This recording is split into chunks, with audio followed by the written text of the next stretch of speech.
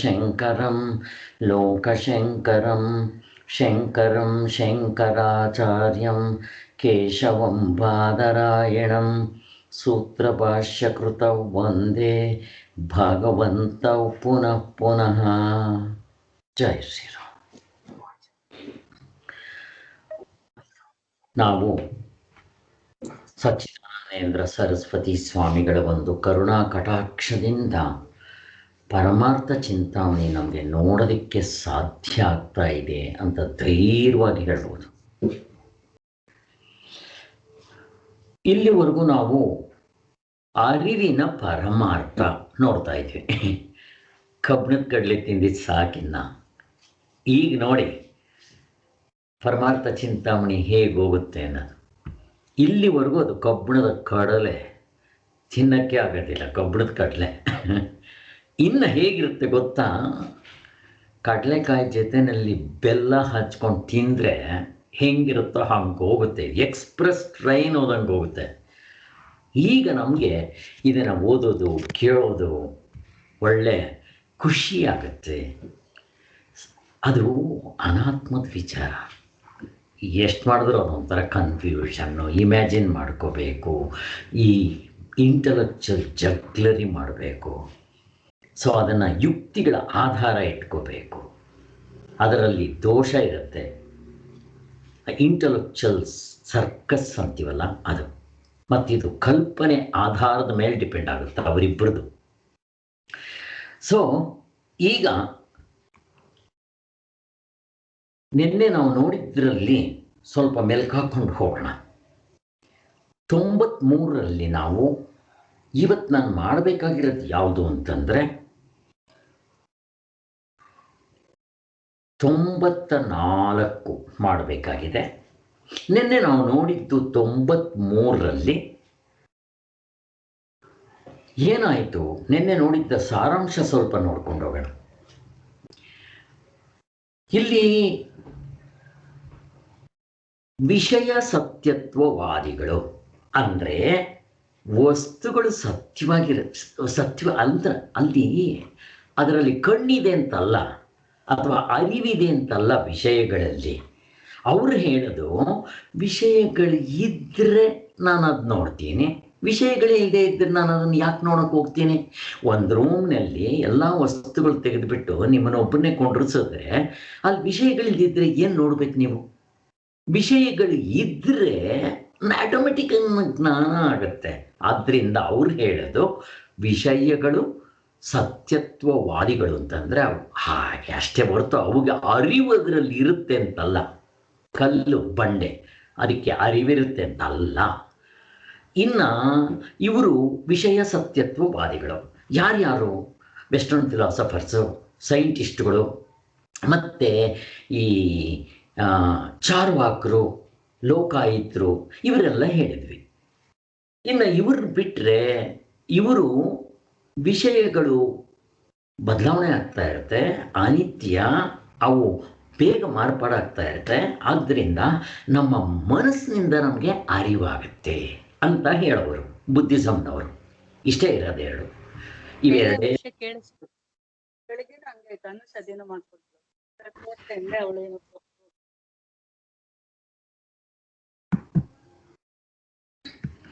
ಇಷ್ಟು ಎರಡು.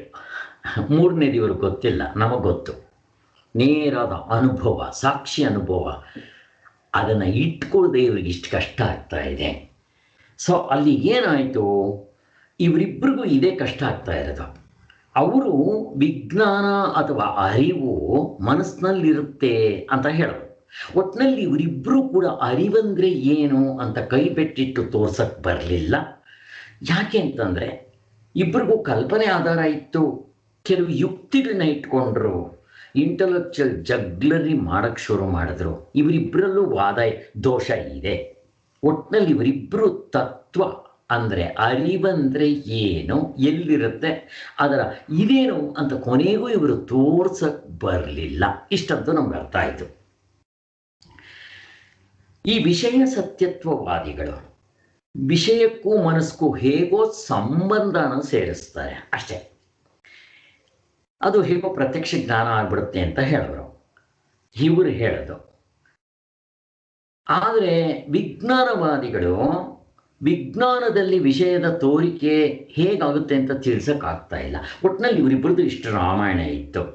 ಅಲ್ಲಿಗೆ ಏನಾಯಿತು, ಈ ಎರಡು ಪಕ್ಷಗಳಲ್ಲೂ ವಿವಾದದಿಂದ ಒಂದು ತೀರ್ಮಾನ ನಮ್ಗೆ ಹೊರಗಡೆ ಬಂತು. ಏನದು? ಇಬ್ಬರಿಗೂ ಅನುಭವವನ್ನು ಪೂರ್ಣವಾಗಿ ನೋಡೋದಕ್ಕೆ ಬರಲಿಲ್ಲ. ಇವರು ಆ ಅನುಭವವನ್ನು ಡಿವೈಡ್ ಮಾಡಿಕೊಂಡು ಅದರಲ್ಲಿ ಸಿಗುತ್ತೆ ಇದರಲ್ಲಿ ಸಿಗುತ್ತೆ ಅಂತ ಅದನ್ನು ಹಂಚ್ಕೊಳ್ಳೋದಕ್ಕೆ ನೋಡ್ತಾ ಇದ್ದಾರೆ. ಅದಕ್ಕೆ ಇವರು ಉತ್ತರ ಸಿಗಲಿಲ್ಲ. ಲೋಕದಲ್ಲಿ ವಿಜ್ಞಾನವನ್ನು ಬಿಟ್ಟು, ಅಂದರೆ ನಮ್ಮ ಮನಸ್ಸನ್ನು ಬಿಟ್ಟು ಹೊರಗಡೆ ವಸ್ತುಗಳು ಇರೋದಾಗಲಿ, ವಸ್ತುಗಳನ್ನ ಬಿಟ್ಟು ನಮ್ಮ ಮನಸ್ಸಿರೋದಾಗಲಿ ಎಲ್ಲೂ ಅನುಭವದಲ್ಲಿಲ್ಲ. ಹೊರಗಡೆ ವಸ್ತುಗಳಿರುತ್ತೆ, ಅದನ್ನು ನೋಡೋದಕ್ಕೆ ನಮ್ಗೆ ಇನ್ಸ್ಟ್ರೂಮೆಂಟ್ಗಳಿದೆ, ಎರಡನ್ನೂ ಇಟ್ಕೋಬೇಕು. ಆದರೆ ಇವೆರಡರಿಂದ ನಮ್ಮ ನಿಜವಾದ ಅರಿವು ಯಾವುದು ಅಥವಾ ಆತ್ಮ ಯಾವುದು, ನನ್ನ ಸ್ವರೂಪ ಯಾವುದು ಕಂಡುಹಿಡಿಯಕ್ಕೆ ಬರಲ್ಲ. ಇವರಿಗೆ ಕಷ್ಟ ಏನಾಗ್ತಾ ಇದೆ ಅಂದರೆ, ನೆಕ್ಸ್ಟ್ ಇದರಲ್ಲೇ ಹೇಳ್ತಾರೆ. ಇವತ್ತು ನಾವು ಅದು 94, ಅದನ್ನು ಕೂಡ ನಿನ್ನೆ ಮಾಡಿದ್ವಿ. ಇವರು ವಿಷಯಗಳನ್ನ ಸರಿಯಾಗಿ ಪರೀಕ್ಷೆ ಮಾಡಕ್ಕೆ ಬರಲಿಲ್ಲ. ಹೇಗೆ ಅಂತೀರಾ ಅಂತ ಇಟ್ಕೊಳ್ಳಿ.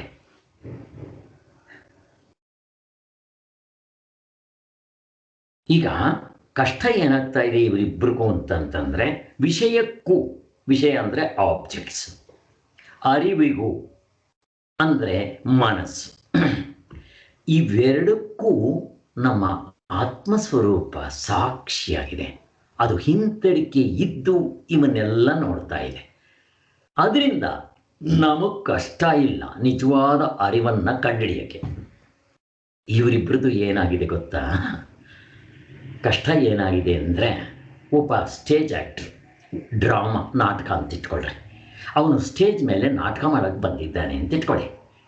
ಈಗ ಅವನು ಸ್ಟೇಜ್ ಮೇಲೆ ಇದ್ಕೊಂಡು ನಾಟಕ ಮಾಡ್ತಾ ಅವನು ಹೇಗೆ ನಾಟಕ ಮಾಡ್ತಾ ಇದ್ದಾನೆ ಅನ್ನೋದು ಕೆಳಗಡೆ ಪ್ರೇಕ್ಷಕರು ಕೂತಿರ್ತಾರಲ್ಲ, ಅವರು ಹೇಗೆ ನೋಡ್ತಾರೋ ಹಾಗೆ ನೋಡಬೇಕು. ಸಾಧ್ಯ ಆಗುತ್ತಾ? ಆಗೋದಿಲ್ಲ. ಇದೇ ಬಂದಿದ್ದ ಕಷ್ಟ. ನಾಟಕ ಮಾಡೋನು ಮತ್ತು ಹೊರಗಡೆ ಇವನ ಅಭಿನಯ ನೋಡೋದು ಎರಡು ಒಟ್ಟಿಗೆ ಒಂದೇ ಸಾರಿ ಆಗೋದಿಲ್ಲ. ಇದು ಬಂದಿದ್ದ ಕಷ್ಟ. ಮತ್ತು ಏನು ಮಾಡಬೇಕು? ನಾವು ವಿಷಯ ಅಂತಂದರೆ ಆಬ್ಜೆಕ್ಟ್ಸು, ವಿಷಯಿ ಅಂದರೆ ಇಲ್ಲಿ ಮನಸ್ಸು, ಈ ಎರಡನ್ನೂ ಹೊರಗಡೆ ಹಾಕಿ ನಾವು ಆತ್ಮನಾಗಿ ಇದ್ದು ನೋಡ್ಬೋದು. ಅದೊಂದೇ ಪಾಸಿಬಿಲಿಟೀಸ್ ಇರೋದು. ನಮಗಾಗತ್ತಿದು, ಇವರಿಗಾಗಲ್ಲ. ಇವರೇನು ಮಾಡ್ತಾ ಇದ್ದಾರೆ? ಎಚ್ಚರದ ಅವಸ್ಥೆಗಳ ಇದ್ದುಕೊಂಡೇ, ಎಚ್ಚರದಲ್ಲಿ ಇದ್ದುಕೊಂಡು ನಮ್ಮಲ್ಲಿ ಕಂಡು ಬರುವ ಅರಿವಿನ ತತ್ವವನ್ನು ನಿರ್ಣಯಿಸಕ್ಕೆ ಹೊರಡ್ತಾ ಇದ್ದಾರೆ. ಸಾಧ್ಯನೇ ಇಲ್ಲ, ಆಗೋದೇ ಇಲ್ಲ. ಎರಡನ್ನೂ ಸೇರಿಸ್ಕೊಂಡು ಅವಸ್ಥೆಯನ್ನು ಉಂಡೆಯಾಗಿ ನೋಡೋ ಅನುಭವದ ಕಣ್ಣಿನಿಂದ ನೋಡಬೇಕು. ಅದು ಅವ್ರಿಗೆ ಬರಲಿಲ್ಲ, ನಮಗೆ ಗೊತ್ತು. ಅಂದರೆ ಎಚ್ಚರದ ಅವಸ್ಥೆಯಲ್ಲಿ ತ್ರಿಪುಟಿ ಇರುತ್ತೆ. ಆ ತ್ರಿಪುಟಿ ಮುಕ್ಕುಪ್ಪೆ ಎಲ್ಲ ಹೇಳ್ತೀವಿ. ಹೊರಗಡೆ ವಿಷಯಗಳಿದೆ, ಏನಂತೀವಿ ಅದನ್ನು ಜ್ಞೇಯ ಅಂತೀವಿ. ಜ್ಞಾತೃ ನಾನು ಅನ್ನೋ ಅಹಂಕಾರ, ಸ್ಮಾಲ್ ಐ, ಡೂಪ್ಲಿಕೇಟ್ ಐ, ಅದು ಬೇಕಾಗತ್ತೆ. ಅದೇ ಅಲ್ವಾ ನೋಡೋದು ಅಂದರೆ ಜ್ಞಾನ ಮಾಡ್ಕೊಳ್ಳೋದು ಅಂತ ಹೇಳೋದು. ಮತ್ತು ಅದು ಜ್ಞಾನವನ್ನು ಉಪಯೋಗಿಸ್ಬೇಕು. ಅಂದರೆ ಇಂದ್ರಿಯಗಳನ್ನ ಉಪಯೋಗಿಸಿ ಹೊರಗಡೆ ಇರೋ ವಸ್ತುವನ್ನು ನೋಡಿ ಅದರ ಜ್ಞಾನ ಆಗಬೇಕು. ಇದಕ್ಕೆ ತ್ರಿಪುಟಿ ಅಂತ ಹೇಳ್ತೀವಿ. ಆದರೆ ಇಷ್ಟನ್ನು ಎಚ್ಚರದ ಅವಸ್ಥೆಯಲ್ಲಿ ಈ ಮೂರು ಇಲ್ಲದೆ ವ್ಯವಹಾರ ನಡೆಯೋದಿಲ್ಲ. ಆದರೆ ನಾವು ಇದಕ್ಕಿಂತ ಹಿಂದೆ ನಿಂತು ನೋಡೋಕ್ಕೆ ನಮಗೆ ಬರುತ್ತೆ. ಗಾಢ ನಿದ್ರೆ ಅನುಭವ ತಗೊಂಡು ಇವು ತ್ರಿಪುಟಿಯನ್ನೂ ಕೂಡ ವಿಷಯವಾಗಿ ಮಾಡಿಕೊಂಡು ನೋಡೋಕ್ಕೆ ಬರ್ತಾ ಇದೆ. ನಮ್ಗದು ಕಷ್ಟ ಇಲ್ಲ ಅಂತ ಹೇಳ್ತಾರೆ. ಹೇಗೆ ಅಂತಂದರೆ, ಒಂದು ಸಾರಿ ಏನಾಯಿತು, ಒಬ್ಬ ದಡ್ಡ, ಆದರೆ ಶಕ್ತಿ ಜೋರಾಗಿತ್ತು, ಭುಜಗಳಲ್ಲಿ ಚೆನ್ನಾಗಿತ್ತು ಶಕ್ತಿ. ಅಲ್ಲಿ ನಾಟಕ ಮಾಡ್ತಾ ಇದ್ರು ಹಳ್ಳಿ ಕಡೆ, ನೋಡಬೇಕು ಅಂತ ಬಂದಿದ್ದ ತಕ್ಷಣ ಜನ ತುಂಬ್ಕೊಂಡ್ಬಿಟ್ಟಿದ್ರು. ಇವನು ಹಿಂದೆಗಡೆ ಬಂದ, ಒಳ್ಳೆ ಜೋರಾಗಿದ್ದಾನೆ ಮನುಷ್ಯ, ಗಟ್ಟುಮುಟ್ಟಿಯಾಗಿದ್ದಾನೆ. ಅವನು ಮುಂದೆ ಇರೋವ್ರನ್ನ ತೂಕೊಂಡು ಬರಕ್ಕೆ ಬಂದ. ಏಯ್, ಎಲ್ಲಿ ಬರ್ತೀಯೋ ಅಂತ ಅಂದ್ರು. ನೋಡಿದ್ರು ದಡ್ಡ ಇದ್ದಂಗಿದ್ದಾನೆ, ಬಟ್ ಒಳ್ಳೆ ಮೈಕೈ ತುಂಬಿಕೊಂಡು ಶಕ್ತಿ ಮುಟ್ಟಿಯಾಗಿದ್ದಾನೆ. ಅದಕ್ಕೆ ಅವ್ರು ಹೇಳಿದ್ರು, ಏಯ್ ಹಂಗೆ ನೋಡೋಕ್ಕೆ ಬರಲ್ಲ ಅಂದರು. ಮತ್ತು ಏನು ಮಾಡಬೇಕು ಅಂತಂದರು. ನೀನು ನನ್ನ ಎತ್ಕೋ ಭುಜದ ಮೇಲೆ, ಆಗ ನೀನು ನನ್ನ ಜಾಗ ಕೊಡ್ತೀನಿ, ಆವಾಗ ನೀನು ನೋಡ್ಬೋದು ಅಂತ. ಅಲ್ಲಿ ನಿಂತ್ಕೊಂಡು ನೋಡಬೇಕಾಗಿತ್ತು ಬೆಳಗ್ಗೆವರೆಗೂ. ಇವನು ಸರಿ ಅಂದ್ಬಿಟ್ಟು, ಆಯಿತು ನಾನು ನಿಮ್ಮನ್ನು ಎತ್ಕೊತೀನಿ ಇಂದ. ಇವನು ಕೂತ್ಕೊಂಡ, ಅವನ ಹೆಗಲ ಮೇಲೆ ಕೂತ್ಕೊಂಡ. ಹಿಂಗೆ ಡ್ರಾಮಾ ಆಯಿತು ಬೆಳಿಗ್ಗೆವರೆಗೂ. ಕೊನೆಯಲ್ಲಿ ಮಧ್ಯದಲ್ಲಿ ಕೇಳ್ತಾ ಇದ್ದ, ಹೆಂಗೆ ಕಾಣುತ್ತೆ ಅಂತ, ಫಸ್ಟ್ ಕ್ಲಾಸಾಗಿ ಕಾಣುತ್ತೆ ಅಂತ, ಚೆನ್ನಾಗಿ ಕಾಣುತ್ತೆ ಅಂತ, ಮಜಾ ಮಾಡಿ ನೀನು ಅಂತ ಹೇಳ್ದ. ಇವನು ಮೇಲ್ಗಡೆ ಕೂತ್ಕೊಂಡು ಸವಾರಿ ಮಾಡ್ಕೊಂಡು ನೋಡ್ತಾ ಇದ್ದ. ಎಲ್ಲ ನಾಟಕ ಮುಗೀತು. ಮನೆಗೆ ಹೋದ, ರಾತ್ರಿ ಬೆಳಗಿನ ಜಾವ ಮಲಗ್ಕೊಂಡ. 10 ಗಂಟೆಗೋ 11 ಗಂಟೆಗೋ ಎದ್ದಿದ್ದೆ ತಿಂಡಿ ಗಿಂಡಿ ತಿಂದು, ಆಮೇಲೆ ಅಜ್ಜಿ ರಾತ್ರಿ ಎಲ್ಲ ನಾಟಕ ನೋಡಿದ್ದೀಯಾ, ಬಾ ನಿನಗೆ ನೀರು ಹಾಕ್ತೀನಿ ಅಂತೇಳಿ ಎಣ್ಣೆ ನೀರು ಹಾಕಿ ಅವನಿಗೆ ಮೈ ಉಜ್ಜುತ್ತಾ ಇದ್ದರೆ, ಹೆಂಗಿತ್ತು ನಾಟಕ ಅಂತ ಕೇಳಿದ್ಲು. ಎಲ್ಲ ಚೆನ್ನಾಗಿತ್ತು ಅಜ್ಜಿ, ಆದರೆ ಈ ಭುಜಗಳೆಲ್ಲ ನೋವ್ತಾ ಇಲ್ಲ. ಅಲ್ಲ ಕಣೋ, ನೀನು ನಾಟಕ ನೋಡೋಕ್ಕೆ ಭುಜ ಯಾಕೋ ನೋಯ್ಬೇಕು ಅಂತಂದೆ. ಅದು ನಾನು ಹೋದೆ, ನನಗಲ್ಲಿ ಕಾಣಿಸ್ಲಿಲ್ಲ. ಯಾರೋ ಒಬ್ಬ ಮನುಷ್ಯ ನಾನು ಇಲ್ಲಿ ಎತ್ಕೋ, ನೀನು ಅವಾಗ ಕಾಣುತ್ತೆ ನಿನಗೆ ಅಂತ ಅಂದ. ನಾನು ಅವನ್ನ ನನ್ನ ಭುಜದ ಮೇಲೆ ಕುಂಡ್ರಿಸ್ಕೊಂಡು ನಾಟಕ ನೋಡಿದೆ. ಚೆನ್ನಾಗಿ ಕಾಣ್ತು ಅಜ್ಜಿಯಿಂದ. ಅಜ್ಜಿ ಒಂದು ಒದ್ಲು, ದಡ್ಡ ಮುಂಡೆದು ನೀನು ನೋಡಬೇಕಾದ್ರೆ ಅವನ್ನ ಇಲ್ಲಿ ಎತ್ಕೋಬೇಕಾ ನೀನು ಅಂತಂದ್ಬಿಟ್ಟು. ಇಲ್ಲಿ ನೋಡಿ, ಇದು ನಮಗೆ ನಗು ಬರುತ್ತೆ. ನಮ್ಮ ಕುಲಕರ್ಣಿ ಸ್ವಾಮಿಗಳು ಹೇಳ್ತಾ ಇದ್ರಿ ಕಥೆ. ನಮ್ಮಲ್ಲಿ ಈ ಈ ಆತ್ಮಸ್ವರೂಪ ನಮ್ಮಲ್ಲೇ ಇದ್ದಾನೆ, ಅವನೇ ಎಲ್ಲವನ್ನೂ ನೋಡ್ತಾ ಇರೋದು. ನಮ್ಗೆ ಅವನು ಗುರುತಿಸ್ತೇ ಇದ್ದರೆ ನಮ್ಮ ಪಾಡು ಹೀಗೆ ಆಗತ್ತೆ. ಆದ್ದರಿಂದ ನಾನು ನಾಟಕನೂ ನೋಡ್ತಾ ಹೊರಗಡೆ ಬಂದು ಪ್ರೇಕ್ಷಕರು ಆಗೋದಿಲ್ಲ. ಅನ್ಲೆಸ್ ಎಚ್ಚರದ ಅವಸ್ಥೆ ಬಿಟ್ಟು ಕನಸಿನ ಅವಸ್ಥೆ, ನಿದ್ದೆ ಅವಸ್ಥೆ ನಾನು ನೋಡದೇ ಇದ್ದರೆ ಬರೋದೇ ಇಲ್ಲ. ಇಷ್ಟೇ ಇರೋದು. ನಮಗೆ ಇದರಲ್ಲಿ ಅರ್ಥ ಆಗಿಬಿಟ್ಟಿದೆ, ಅದರಿಂದ ನಮಗೆ ಕಷ್ಟ ಇಲ್ಲ. ಸೊ ಎರಡನ್ನೂ ಸೇರಿಸ್ಕೊಂಡು, ಯಾವುದು ಈ ತ್ರಿಪುಟಿ ಅಂತ ಏನು ಹೇಳ್ತೀವೋ, ಎಚ್ಚರದ ಅವಸ್ಥೆ ಅಷ್ಟನ್ನು ಒಂದು ಉಂಡೆ ಮಾಡ್ಕೋಬೇಕು. ಎಚ್ಚರದ ಅವಸ್ಥೆನ ಉಂಡೆ ಮಾಡಿಕೊಂಡು ನಮಗೆ ನೋಡೋಕ್ಕೆ ಬರುತ್ತೆ. ಆ ಕಲೆ ಗೊತ್ತಿದೆ ನಮಗೆ, ನಾವು ಬಿಡಿಸ್ಕೊಂಡಿದ್ದೀವಿ, ನಮಗೆ ಸುಲಭ. ಇವರು ಬೇರೆಯವರು ಏನು ಮಾಡಿದ್ರು, ನಿಜವಾದ ವೇದಾಂತಿಗಳು ಬಿಟ್ಟು ಮಿಕ್ಕದವರೆಲ್ಲ ಎಚ್ಚರದ ಅವಸ್ಥೆಯಲ್ಲೇ ಅರಿವನ್ನು ಕಂಡುಹಿಡಿಯಕ್ಕೆ ಹೋದರೂ ಆಗೋದಿಲ್ಲ. ಇಷ್ಟೇ ಅವ್ರು ಹೇಳಿದ್ದು. ಇಷ್ಟಂತೂ ನಾವು ಹಿಂದೆ ನೋಡಿದ್ವಿ. ಈಗ ನೆಕ್ಸ್ಟ್ ಇದಕ್ಕೆ ಹೋಗೋಣ. ಸಾರಿ, ಇವತ್ತು ನಾವು 95 ಮಾಡಬೇಕಾಗಿರೋದು. ಇಲ್ಲಿ ಸಾಕ್ಷಿಯೇ ಮುಖ್ಯ ವಿಷಯಿ, ಮಿಕ್ಕದ್ದು ವಿಷಯಿ ಆದರೂ ವಿಷಯವೇ. ಎಲ್ಲ ಹಿಂದೆ ಯಾವಾಗಲೂ ನಾವು ಬೇಕಾದಷ್ಟು ಸಲ ಇದ್ರ ಬಗ್ಗೆ ಚರ್ಚೆ ಮಾಡ್ಕೊಂಡಿದ್ದೀವಿ. ಅಂದರೆ ಎಲ್ಲಿ ಸಿಕ್ಕಿದ್ರೆ ಅಲ್ಲಿ ಮಾಡಿದ್ದೀವಿ. ಒಂದು ಆರ್ಡರ್ನಲ್ಲಿ ಬರ್ತಾ ಇರಲಿಲ್ಲ. ಈಗ ನೋಡಿ, ಪ್ರತಿಯೊಂದು ಒಂದು ಆರ್ಡರ್ನಲ್ಲಿ ಬರೋಕ್ಕೆ ಸಾಧ್ಯ ಆಗತ್ತೆ. ಇವಾಗ ಸಾಕ್ಷಿಯೇ ಮುಖ್ಯ ವಿಷಯಿ ಅಂದರೆ ಅದೇ ನಿಜವಾಗ್ಲೂ ಸಬ್ಜೆಕ್ಟ್. ಮಿಕ್ಕದ್ದೇನು ಕೆಲವು ಸಾರಿ ಅದು ಆಬ್ಜೆಕ್ಟ್ ಆಗುತ್ತೆ, ಕೆಲವು ಸಾರಿ ಸಬ್ಜೆಕ್ಟ್ ಆಗುತ್ತೆ. ಹೇಗೆ ಅಂತ ನೋಡೋಣ. ಇಲ್ಲಿ ತೋರಿಸ್ತಾರೆ ಅವರು. ಎಚ್ಚರದಲ್ಲಿ ಕಾಣಿಸಿಕೊಳ್ಳುವ ಅರಿವು ಹೇಗೆ ಕಾಣಿಸುವುದೆಂಬುದನ್ನು ಈ ಅನುಭವವೆಂಬ ಒಳಗಣ್ಣಿನಿಂದ ನೋಡಿರಿ. ಹೊರಗಿನ ವಸ್ತುಗಳನ್ನು ಇಂದ್ರಿಯಗಳು ಬೆಳಗ್ತವೆ, ಇಂದ್ರಿಯಗಳನ್ನು ಮನಸ್ಸು ಬೆಳಗುತ್ತೆ.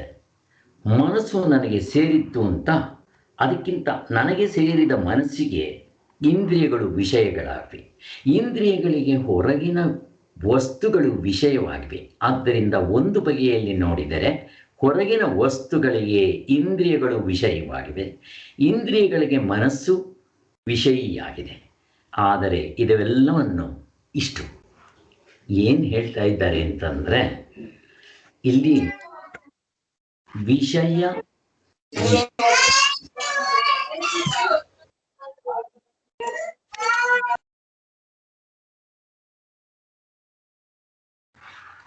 ಇಲ್ಲಿ ವಿಷಯ ವಿಷಯಿ ತೋರಿಸ್ಕೊಂಡು ಹೋಗ್ತಾರೆ. ಈ ಉದಾಹರಣೆಗೆ ನೀವಲ್ಲಿದ್ದೀರ ಅಂದರೆ ವಸ್ತುಗಳಿದೆ ಹೊರಗಡೆ,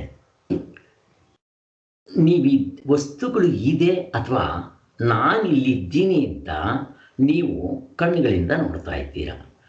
ನಾನು ಮಾತಾಡೋದನ್ನು ಕಿವಿಯಿಂದ ಕೇಳ್ತಾ ಇದ್ದೀರಾ. ನಾನು ನಿಮ್ಮನ್ನು ನೋಡ್ತಾ ಇದ್ದೀನಿ, ನನ್ನ ಕಣ್ಣುಗಳಿಂದ ನೋಡ್ತಾ ಇದ್ದೀನಿ. ಅಲ್ಲಿ ಏನಾಯಿತು? ವಸ್ತುಗಳು ಹೊರಗಡೆ ಇದೆ, ನನ್ನ ಕಣ್ಣುಗಳು ನನ್ನಲ್ಲಿದೆ. ಈಗ ವಸ್ತುಗಳು ಆಬ್ಜೆಕ್ಟ್ಸ್, ವಿಷಯ. ನನ್ನ ಕಣ್ಣುಗಳು ಏನಾಯಿತು? ವಿಷಯಿ, ಸಬ್ಜೆಕ್ಟ್ ಆಯಿತು. ಯಾಕೆ? ಹೊರಗಡೆ ಇರೋ ವಸ್ತುಗಳನ್ನ ನನ್ನ ಕಣ್ಣುಗಳು ನೋಡ್ತು ಅಂತಂದರೆ ನನ್ನ ಕಣ್ಣು ಸಬ್ಜೆಕ್ಟ್ ಆಯಿತು, ಅದು ಆಬ್ಜೆಕ್ಟ್ ಆಯಿತು. ಇದು ವಿಷಯಿ, ಅದು ವಿಷಯ. ಸರಿ, ಈಗ ನನ್ನ ಕಣ್ಣುಗಳಲ್ಲಿ ಏನೋ ಒಂದು ಕಾಣಿಸ್ಲಿಲ್ಲ ಅಥವಾ ಧೂಳು ಬಿತ್ತು. ಡಾಕ್ಟ್ರ್ ಹತ್ರ ಹೋಗಿದ್ದೆ, ಡಾಕ್ಟ್ರೇ ನನ್ನ ಕಣ್ಣು ಕಾಣೋದಿಲ್ಲ, ಕಣ್ಣಲ್ಲಿ ಏನೋ ಧೂಳು ಬಿದ್ದಿದೆ ಅಂತ ಹೇಳ್ತೇನೆ. ಈಗ ಕಣ್ಣಲ್ಲಿ ಧೂಳು ಬಿದ್ದಿದೆ ಅನ್ನೋದು ಯಾವ್ದ್ರಿಂದ ಗೊತ್ತಾಯಿತು ಅಂತಂದರೆ ಮನಸ್ಸಿನಿಂದ. ಅಂದರೆ ನಿಮ್ಮ ಎಲ್ಲ ಇಂದ್ರಿಯಗಳನ್ನು, ನನಗೆ ಕರೋನಾ ಬಂದರೆ ಸ್ಮೆಲ್ ಗೊತ್ತಾಗೋದಿಲ್ಲ, ಅದೊಂದು ಇಂಡಿಕೇಶನ್. ಕರೋನಾ ಯಾರಿಗಾದರೂ ಬಂದರೆ ನೀವು ಬ್ಲಡ್ ಟೆಸ್ಟ್ ಮಾಡಿಸೋ ಅಷ್ಟೊತ್ತಿಗೆ ಕೆಲವರಿಗೆ ಮೂಗಿನಲ್ಲಿ ವಾಸನೆ ಗೊತ್ತಾಗೋದು. ನೀವು ಕರ್ಪೂರ ತೊಗೊಂಬಂದಿರಿ, ವಾಸನೆ ಗೊತ್ತಾಗೋದಿಲ್ಲ, ಬಾಯಿನಲ್ಲಿ ರುಚಿ ಹೋಗ್ಬಿಡುತ್ತೆ. So definite corona.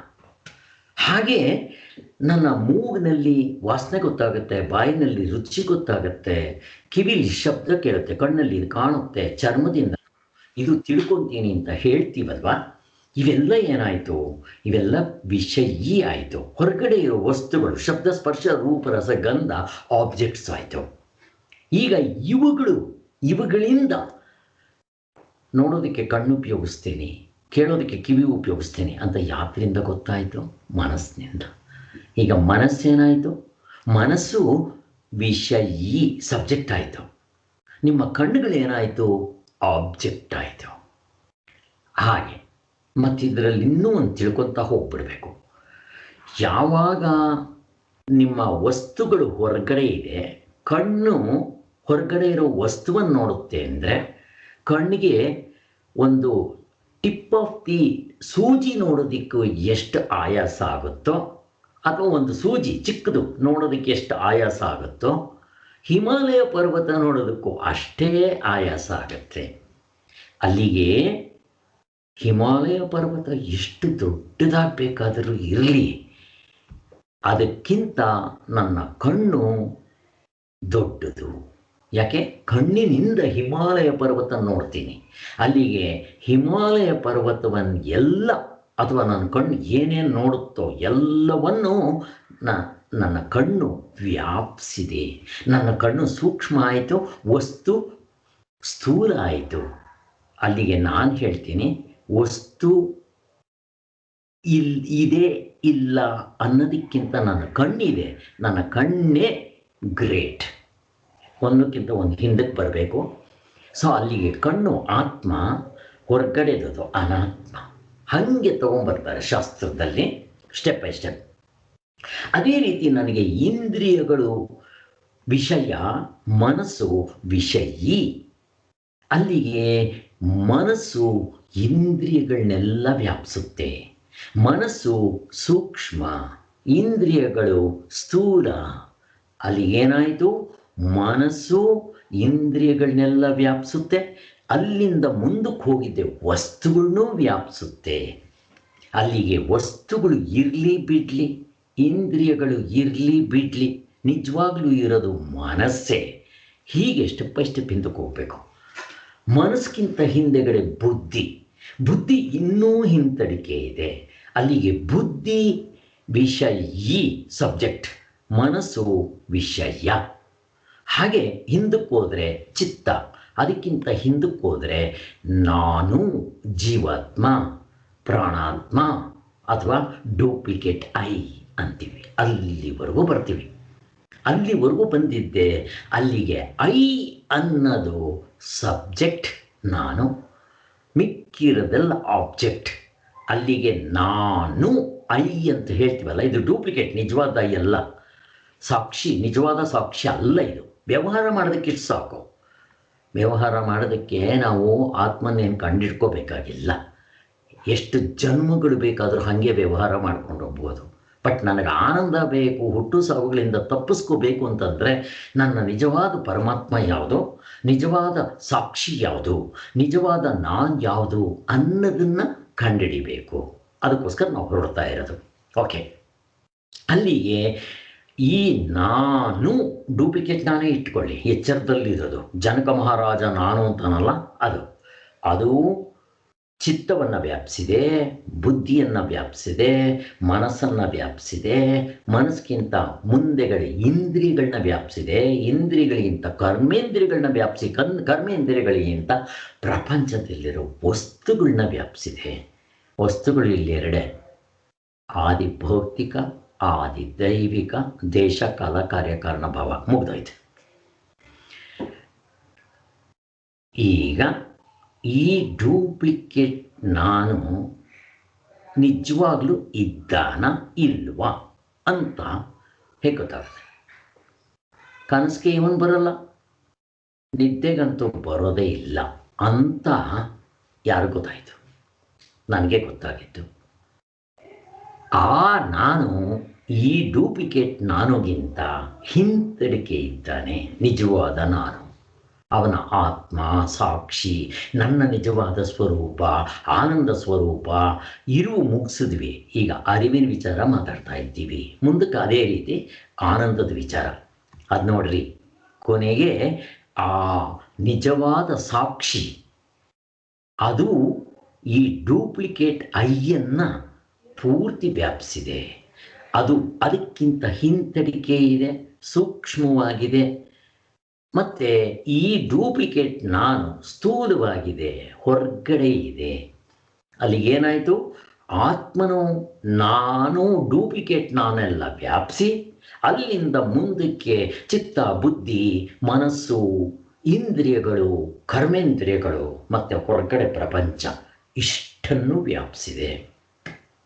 ನಾನು ಹೇಳ್ತೀನಿ, ಇವುಗಳು ಇರಲಿ ಇಲ್ಲದೆ ಇರಲಿ, ಆತ್ಮ ಮಾತ್ರ ಸತ್ಯವಾಗಿರೋನು, ಅಷ್ಟೇ ಬೇಕಾಗಿರೋದು ನಮಗೆ. ಇವು ಇಷ್ಟೂ ಸತ್ಯ ಅಲ್ಲ. ಒಂದು, ಇಲ್ಲಿ ಆ ಆತ್ಮ ಅಥವಾ ಸಾಕ್ಷಿ ಅಂತ ಏನು ಹೇಳಿದ್ನೋ ಅವನು ಯಾವಾಗಲೂ ಸಾಕ್ಷಿಯಾಗಿರ್ತಾನೆ, ವಿಷಯೀ ಆಗಿರ್ತಾನೆ, ಸಬ್ಜೆಕ್ಟ್ ಆಗಿರ್ತಾನೆ. ಅವನು ಯಾವತ್ತೂ ವಿಷಯ ಆಗೋದಿಲ್ಲ. ಸ್ವಾಮಿ ಇಲ್ಲಿವರೆಗೂ ಬಂದ್ರಿ, ಅದನ್ನು ನೋಡೋದಕ್ಕೆ ಇನ್ನೇನು ಬೇಕು ಅಂತ ಕೇಳಿದ್ರೆ ಏನು ಹೇಳಬೇಕು? ಸೂರ್ಯನ ಬೆಳಕಿನಲ್ಲಿ ವ್ಯವಹಾರ ಮಾಡ್ತಾ ಇದ್ದೀವಿ. ಸ್ವಾಮಿ ಸೂರ್ಯನ ನೋಡೋದಕ್ಕೊಂದು ಟಾರ್ಚ್ ಕೊಡಿ ಸ್ವಾಮಿ ಅಂತ ಯಾರಾದರೂ ಕೇಳ್ತಾರಾ? ಬೇಕಾಗಿಲ್ಲ. ಹಾಗೆಯೇ ನಮ್ಮ ನಿಜವಾದ ಸ್ವರೂಪ ಗಾಢನಿದ್ರೆಯಲ್ಲಿ ಕಂಡುಕೊಂಡಿದ್ದೀವಿ. ಅದಕ್ಕಿಂತ ಹಿಂತಡಿಕೆ ಮತ್ತೇನೂ ಇಲ್ಲ. ಅಲ್ಲಿಗೆ ನಿತ್ಯ ಅನಿತ್ಯ ವಸ್ತು ವಿವೇಕ ಅಂದರೆ ಇದೆ.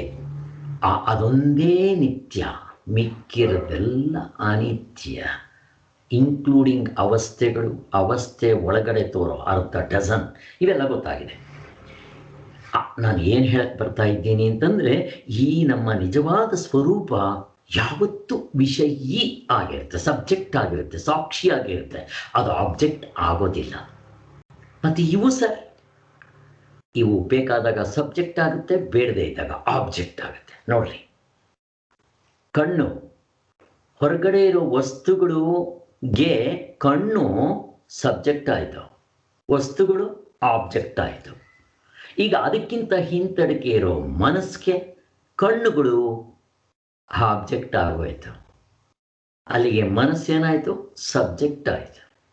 ಅದಕ್ಕಿಂತ ಹಿಂದೆಗಡೆ ಹೋದರೆ ಬುದ್ಧಿಗೆ ಮನಸ್ಸು ಏನಾಯಿತು? ಬುದ್ಧಿ ಸಬ್ಜೆಕ್ಟ್ ಆಯಿತು, ಮನಸ್ಸು ಆಬ್ಜೆಕ್ಟ್ ಆಯಿತು. ನೋಡ್ರಿ, ಈ ಇಂದ್ರಿಯಗಳು, ಕರ್ಮೇಂದ್ರಿಯಗಳು, ಮನಸ್ಸು, ಬುದ್ಧಿ, ಚಿತ್ತ, ಅಹಂಕಾರ ಇವು ಕೆಲವು ಸಾರಿ ಸಬ್ಜೆಕ್ಟ್ ಆಗುತ್ತೆ, ಕೆಲವು ಸಾರಿ ಆಬ್ಜೆಕ್ಟ್ ಆಗುತ್ತೆ. ಎಲ್ಲಿ? ನಮ್ಮ ಆತ್ಮಸ್ವರೂಪ. ತೋರಿಸ್ರಿ, ಯಾವತ್ತಾದರೂ ಒಂದಿನ ಅವನ ಆಬ್ಜೆಕ್ಟ್ ಆಗೋದು ತೋರಿಸ್ರಿ. ತೋರ್ಸಕ್ಕೆ ಬರೋಲ್ಲ. ಆತ್ಮ ಅನ್ನೋದಕ್ಕೆ ನಾವು ಡೆಫಿನೇಷನ್ ಏನು ಇಟ್ಕೊಂಡಿದ್ದೀವಿ? ಇಲ್ದಂಗೆ ಆಗಬಾರ್ದು, ಬದಲಾವಣೆ ಆಗಬಾರ್ದು. ಇವೆರಡು ಇಟ್ಕೊಂಡ್ರೆ ಬೇಕಾದಷ್ಟಾಗೋಯ್ತು. ನಾಸತೋ ವಿದ್ಯತೆ ಭಾವೋ ನಾಭಾವೋ ವಿದ್ಯತೆ ಸತಃ ಸಾಕು. ಆದರೆ ಇನ್ನೂ ಸೇರಿಸ್ಕೋಬೋದು. ಅದು ಯಾವತ್ತೂ ಸಾಕ್ಷಿಯಾಗಿರುತ್ತೆ, ಸಬ್ಜೆಕ್ಟ್ ಆಗಿರುತ್ತೆ, ವಿಷಯೀ ಆಗಿರುತ್ತೆ. ಅದು ಎಂದೆಂದೂ ವಿಷಯ ಆಗೋದೇ ಇಲ್ಲ. ಮಿಕ್ಕಿರೋದೆಲ್ಲ ನಮಗೆ ಗೊತ್ತಿದೆ. ದೇಶ ಕಾಲ ಮೀರಿದೆ, ಅವೆಲ್ಲ ಬೇಕಾದಷ್ಟಿದೆ, ಬಿಟ್ಬಿಡೋಣ, ಅಷ್ಟು ಸಾಕು. ಸೊ ಈಗ ಅದನ್ನು ಹೇಳ್ತಾ ಇದ್ದಾರೆ. ಇಲ್ಲಿವರೆಗೂ ಅರಿವನ್ನು ಕಂಡುಹಿಡಿಬೇಕು ಅಂತ ಇಷ್ಟು ಜನ ಹೊರಟ್ರಲ್ವಾ, ಅವರಿಗೆ ಇದು ಗೊತ್ತಿಲ್ಲ. ಅದಕ್ಕೆ ಅವರಿಗೆ ನಿಜವಾದ ಅರಿವು ಎಲ್ಲಿದೆ ಅಂತ ಸಿಗಲಿಲ್ಲ. ಕೆಲವರು ಶರೀರದ ಧರ್ಮ ಅಂತ ಹೇಳೋರು, ಇನ್ನು ಕೆಲವರು ಅದನ್ನು ಮನಸ್ಸಿನ ಧರ್ಮ ಅಂತ ಹೇಳೋರು. ಹೀಗಾಗಿ ಒಟ್ಟಿನಲ್ಲಿ ಅವರು ಫೇಲ್ಯೂರ್ ಆದರವರು ಅಂತ ಹೇಳ್ತಾ ಇದ್ದಾರೆ. ಅಲ್ಲಿಗೆ ಇದೆಲ್ಲವನ್ನು ಅನುಭವಿಸುವ ವಿಷಯೀ ಯಾವುದು? ಆತ್ಮ. ಒಟ್ಟು ಅವಸ್ಥೆಯು ಯಾರಿಗೆ ಸೇರಿದ್ದು? ಆತ್ಮನಿಗೆ. ಇಲ್ಲಿ ಹೋಲ್ಸೇಲಾಗಿ ತಗೋಬೇಕು. ಅಂದರೆ ಅವಸ್ಥೆ ಒಳಗಡೆ ಇರೋ ಎಲ್ಲವನ್ನು ಉಂಡೆಯಾಗಿ ತಗೊಂಡು ನೋಡಬೇಕು. ಹೋಲ್ಸೇಲ್ ವ್ಯಾಪಾರ. ಆದ್ದರಿಂದ ಅದು ನಮಗೆ ಕಷ್ಟ ಆಗಲ್ಲ. ಇಲ್ಲಿ ನಮ್ಮ ಹೊರತಿರುಳಾದ ಒಂದಾನೊಂದು ರೂಪದಿಂದ ನಾವು ಇಡೀ ಅವಸ್ಥೆಯನ್ನು ನೋಡುತ್ತಿರುವುದೆಂಬುದು ಸ್ಪಷ್ಟವಾಗಿದೆ ಅಲ್ವಾ? ದ ಹೋಲ್ ವೇಕಿಂಗ್ ಸ್ಟೇಟ್ ನಾನು ಆಬ್ಜೆಕ್ಟ್ ಮಾಡ್ಕೊಂಡು ನೋಡ್ತೀನಿ ಅಲ್ವಾ? ಅದೇ ರೀತಿ ಕನಸನ್ನು ಪೂರ್ತಿ ಆಬ್ಜೆಕ್ಟ್ ಮಾಡ್ಕೊಂಡು ಆಬ್ಜೆಕ್ಟ್ ಮಾಡ್ಕೊಂಡ್ಬಿಟ್ಟು ನಾನು ಸಬ್ಜೆಕ್ಟ್ ಆಗಿದ್ದು ನೋಡ್ತಾ ಇರ್ತೀನಿ. ಅದನ್ನು ನಿಜವಾದ ಅರಿವು ಅಂತ ಕರಿಬೇಕು. ಇಷ್ಟೇ ಇರೋದು. ಸೊ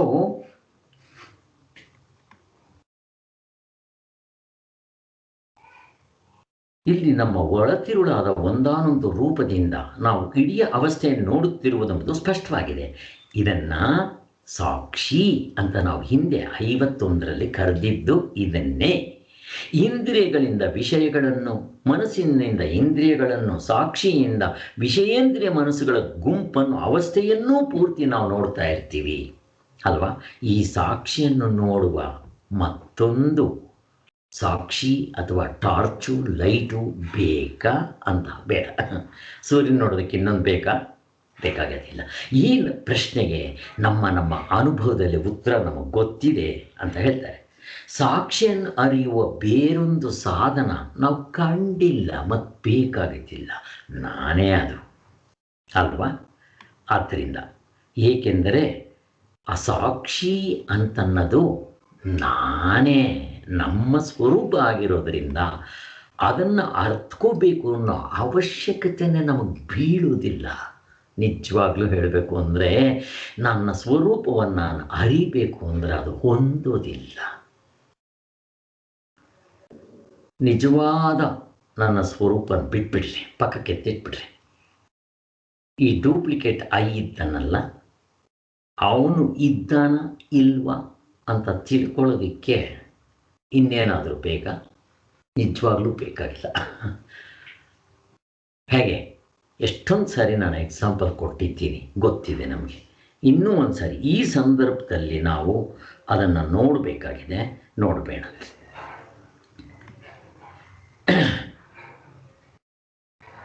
ನಾನಿದ್ದೀನಿ, ಮನೇಲಿ ಕೂತಿದ್ದೀನಿ. ನಾನು ಮುಂದಗಡೆ ನಮ್ಮ ಕಾರು ಬಾಗಿಲೆಲ್ಲ ತೆಗೆದು ಕೂತಿದ್ದೀನಿ. ಪಕ್ಕದ ಮನೆಯವರು ಬರ್ತಾರೆ, ನಿಮ್ಮ ಹೆಂಗಸರಿದ್ದಾರ ಅಂತ ಕೇಳ್ತಾರೆ. ನನಗೇನು ಗೊತ್ತು ಅವ್ರು ಎಲ್ಲಿದ್ದಾರೋ, ಇಲ್ಲಿದ್ದಾರಾ, ಮೇಲಕ್ಕೆ ಹೋಗಿದ್ದಾರಾ ಯೋಗ ಮಾಡೋಕ್ಕೆ, ಅಥವಾ ಎಲ್ಲಾದರೂ ತರಕಾರಿ ತರಕ್ಕೆ ಹೋಗಿದ್ದಾರಾ, ಸ್ನಾನ ಮಾಡೋಕ್ಕೆ ಹೋಗಿದ್ದಾರೆ, ಯಾರಿಗೂ ಗೊತ್ತು. ಆಗ ನಾನು ಗೌರಿ ಅಂತ ಕರಿತೀನಿ. ಅವರು ಇಲ್ಲಿದ್ದೀನಿ, ಬರ್ತಾ ಇದ್ದೆ, ನೋಡು ನೀನು ನೋಡ್ಕೊಂಡು ಯಾರೋ ಬಂದಿದ್ದಾರೆ ಅಂತ ನನ್ನ ಮಕ್ಕಳನ್ನ ಕೇಳ್ತಾರೆ. ಹೀಗೆ ಕೇಳ್ತೀನಿ. ಅವ್ರು ಹೇಳಬೇಕು, ನಾನು ಕೇಳಿಕೊಂಡು ಇವರಿದ್ದಾರೆ, ಅಲ್ಲಿದ್ದಾರೆ, ಇಲ್ಲಿದ್ದಾರೆ ಅಂತ ಹೇಳ್ತೀನಿ. ನೀವಿದ್ದೀರಾ ಅಂತ ಕೇಳ್ತಾರೆ. ನೀವೇನು ಮಾಡ್ಬೇಕು ಅವಾಗ? ಸ್ವಲ್ಪ ತಾಳ್ರಿ, ನಮ್ಮ ಲಾಯರ್ನ ಕೇಳಿಬಿಟ್ಟು ಹೇಳ್ತೀನಿ, ಅಥವಾ ನನ್ನ ಹೆಂಡ್ತಿನ ಕನ್ಫರ್ಮ್ ಮಾಡ್ಕೊಂಡು ಹೇಳ್ತೀನಿ ಅಂತ ಹೇಳ್ತೀವ? ಅರೆ ಗುಂಡಕಲ್ಲಿದ್ದಂಗೆ ಇದ್ದೀನಿ ಅಂತ ಹೇಳ್ತೀವಿ. ಈಗ ಆ ಡೂಪ್ಲಿಕೇಟ್ ನಾನು ಇದ್ದೀನಿ ಅನ್ನೋದಕ್ಕೆ ಏನು ಉಪಯೋಗಿಸ್ತೀರಾ? ಹೊರಗಿಂದು ಬೆಳಕಿನ ಲೈಟ್ ಬೇಕಾಗಿಲ್ಲ. ಇಂದ್ರಿಯಗಳಿಂದ ನೋಡಿದ್ರೆ ನೀವು ಕರ್ಮೇಂದ್ರಿಯಗಳಿಂದ ಮುಟ್ಟು ನೋಡ್ಕೊಂಡ್ರೆ ಯಾರಾದರೂ ಹೇಳಿದ ತಕ್ಷಣ ತಾಳಿ ಸ್ವಾಮಿ, ಇದ್ದೀನಿ ರೀ, ಜಿಗಿಟ್ ನೋಡಿಕೊಂಡು ಇದ್ದೀನಿ ಅಂತೀವ? ಬೇಕಾಗಿಲ್ಲ. ಕರ್ಮೇಂದ್ರಿಯಗಳು ಉಪಯೋಗಿಸಲ್ಲ, ಜ್ಞಾನೇಂದ್ರಿಯಗಳು ಉಪಯೋಗಿಸಲ್ಲ. ಹೋಗಿ ಮನಸ್ಸು ಉಪಯೋಗಿಸ್ತೀರಾ? ಮನಸ್ಸು ಬೇಕಾಗಿಲ್ಲ. ಬುದ್ಧಿ ಚಿತ್ತ ಎಂಥದ್ದು ಬೇಕು? ನಾನಿದ್ದೀನಿ. ಈ ಡೂಪ್ಲಿಕೇಟ್ ನಾನುಗೆ ಯಾವ ಒಂದು ಕನ್ಫರ್ಮೇಷನ್ ಬೇಡವೋ ಇದಕ್ಕೆ ಹಿಂತಡಿಕೆ ಆಗಿರೋ ಇವರ ಅಪ್ಪ ನಾನು ಅವನ ಇದ್ದನ ಇಲ್ವ ನೋಡೋದಕ್ಕೆ ಏನಾದರೂ ಬೆಳಕು ಬೇಕಾ? ಕರ್ಮೇಂದ್ರಿಯಗಳು ಬೇಕಾ? ಜ್ಞಾನೇಂದ್ರಿಯಗಳು ಬೇಕಾ? ಈ 19 ಮುಖಗಳು ಇರಬೇಕಾ? ಬೇಕಾಗಿಲ್ಲ. ಗಾಢ ನಿದ್ರೆಯಲ್ಲಿ ಯಾವುದಿರುತ್ತೆ? ಯಾವುದು ಇಲ್ಲದೆ ಇದ್ದರೂ ನಾನು ಇದ್ದೆ ಅಂತ ಹೇಳ್ತೀವಲ್ಲ, ಯಾತ್ರಿಂದ ನೋಡಿದ್ವಿ? ಕಣ್ಣಿಂದ ನೋಡಿದ್ರ? ಯಾತ್ರಿಂದ ನೋಡಿದ್ರಿ? ಯಾತ್ರಿಂದ ನೋಡೋದು. ನಾನಿದ್ದೀನಿ ಅನ್ನೋದಕ್ಕೆ ಏನು ಸರ್ ಬೇಕು? ಯಾರೂ ಹೇಳಬೇಕಾಗಿಲ್ಲ, ಸ್ವತಃ ಸಿದ್ಧ. ಆದರೆ ಸರಿ ಸರ್, ಈ ಡೂಪ್ಲಿಕೇಟ್ ನಾನಿದ್ದೀನಿ ಅನ್ನೋದಕ್ಕೆ ನನಗೇನೂ ಬೇಡ ಅಂತಂದಮೇಲೆ ನಾನು ಇದನ್ನೇ ಇಟ್ಕೊಂಡ್ಬಿಡ್ತೀನಿ ನಾನು ಅಂತ. ಇಟ್ಕೊಳ್ಳಿ, ವ್ಯವಹಾರ ಮಾಡ್ತಾ ಇರೋದೇ ಹಾಗೆ. ನಿಮ್ಗೆ ಆನಂದ ಬೇಕು ಅಂದರೆ ಅದನ್ನು ಹುಡುಕಿ, ಇಲ್ಲದಿದ್ರೆ ಇಲ್ಲೇ ಇರಿ. ಇದೆಯಾ? ಸಿಗುತ್ತಾ ಆನಂದ? ಇದರಲ್ಲೇ ಸಿಗೋದಿಲ್ಲ. ಏನು ಹೇಳಕ್ಕೆ ಬರ್ತಾ ಇದ್ದಾರೆ ಅಂದರೆ, ಈ ಡೂಪ್ಲಿಕೇಟ್ ನಾನು, ಒರಿಜಿನಲ್ ನಾನು ಹೇಗಿರುತ್ತೋ ಹಾಗೇ ಇರುತ್ತೆ. ಕುಂಬಳಕಾಯಿ ವ್ಯಾಪಾರ ಜ್ಞಾಪಕ ಮಾಡ್ಕೊಳ್ಳಿ, ಅಥವಾ ರಮಣ ಮಹರ್ಷಿಗಳು ಹೇಳಿದ್ದು ಜ್ಞಾಪಕ ಮಾಡ್ಕೊಳ್ಳಿ. ಒಬ್ಬ ಮದುವೆ ಮನೆಗೆ ಬರ್ತಾನೆ. ಈ ಕಡೆ ಅವನು ಹೆಣ್ಣು ಕಡೆಯವನು ಅಲ್ಲ, ಗಂಡು ಕಡೆಯವನು ಅಲ್ಲ. ಈ ಹೆಣ್ಣು ಕಡೆ ಬಂದಿದ್ದೆ ನಾನು ಗಂಡು ಕಡೆಯವನು ಅಂತ ಹೇಳಿದ್ದೆ ರೋಪ್ ಹೊಡಿತಾ ಇರ್ತಾನೆ. ಕತೆ ಗೊತ್ತು ನಿಮಗೆ. ಹಾಗೆ ಒಂದು ಸಾರಿ ಗೊತ್ತಾಯಿತು ಅಂತಂದರೆ ಹುಡ್ಕಕ್ಕೆ ಹೋದರೆ ಅವನ ಅಡ್ರೆಸ್ ಇರಲ್ಲ. ಹಾಗೆ ನೀವು ಅವನ ಪತ್ತೆ ಮಾಡೋಕ್ಕೆ ಹೋದರೆ ಇದನ್ನೇ ರಮಣ ಮಹರ್ಷಿಗಳು ನಾನಂದರೆ ಯಾರು ವಿಚಾರ ಮಾಡು. ಈ ನಾನು ಡೂಪ್ಲಿಕೇಟ್ ನಾನು ಅಂತ ನಾವು ನಿಜವಾಗಲೂ ಇಲ್ಲ.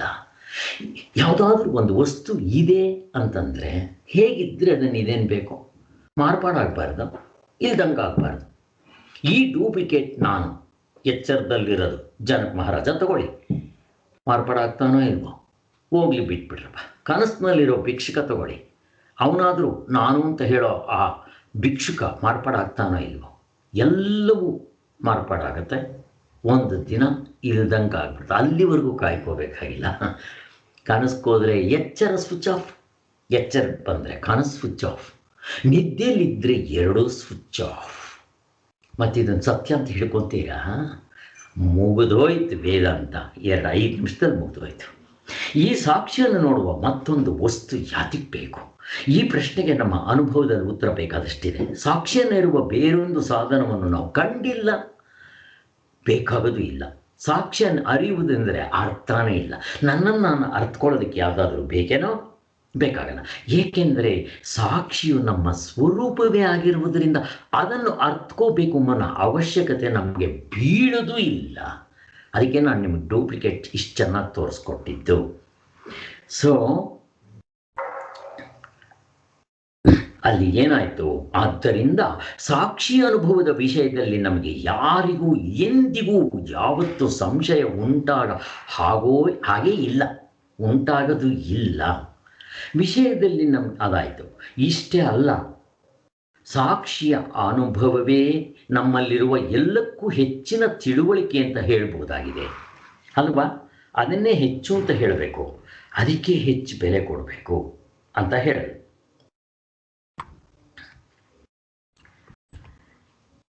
ಹೇಗೆಂದರೆ ತಿಳಿಯಬೇಕಾದ ವಸ್ತುವಿಗೂ ನಮಗೂ ಸಂಬಂಧವಾದಾಗಲೇ ತಿಳುವಳಿಕೆ ಉಂಟಾಗೋದು ಅಲ್ವಾ? ಈಗ ನನ್ನ ಕಣ್ಣು ಒಳಗಡೆ ಇದೆ ಅಂದರೆ ನನಗೆ ಹತ್ತಿರ ಇದೆ, ಮತ್ತು ಆಬ್ಜೆಕ್ಟ್ ಹೊರಗಡೆ ಇದೆ. ಅವೆರಡಕ್ಕೂ ಕಾಂಟ್ಯಾಕ್ಟ್ ಆದಾಗಲೇ, ಅವೆರಡಕ್ಕೂ ನಮಗೆ ಕನೆಕ್ಷನ್ ಸಿಕ್ಕಿದಾಗಲೇ ಆವಾಗ ನಮ್ಗೆ ಅದರ ಜ್ಞಾನ ಆಗೋದು. ಅದನ್ನು ಹೇಳ್ತಾ ಇದ್ದಾರೆ. ಕರೆಕ್ಟಾ? ಈ ಸಂಬಂಧ ಎಷ್ಟೆಷ್ಟು ಹತ್ತಿರ ಆಗುತ್ತೋ ತಿಳುವಳಿಕೆ ಅಷ್ಟಷ್ಟು ಹತ್ತಿರ ಆಗುತ್ತಂತೆ. ಈಗ ಉದಾಹರಣೆಗೆ ಇವರು ಇದನ್ನು ಏನು ಎಕ್ಸ್ಪ್ಲೈನ್ ಮಾಡ್ತಾರೆ? ನಮಗೆ ಕಾಣದಷ್ಟು ದೂರದ ದೇಶದಲ್ಲಿ ಅಥವಾ ದೂರದ ಕಾಲದಲ್ಲಿರುವ ವಸ್ತುಗಳ ತಿಳುವಳಿಕೆಗಿಂತ ನಮ್ಮ ಎದುರುಗಡೆ ಇರುವ ವಸ್ತುಗಳ ತಿಳುವಳಿಕೆ ಹೆಚ್ಚಿನ ಬೆಲೆಯನ್ನು ನಾವು ಕಟ್ಟುತ್ತಾ ಇರೋದಕ್ಕೆ ಇದೇ ಕಾರಣ.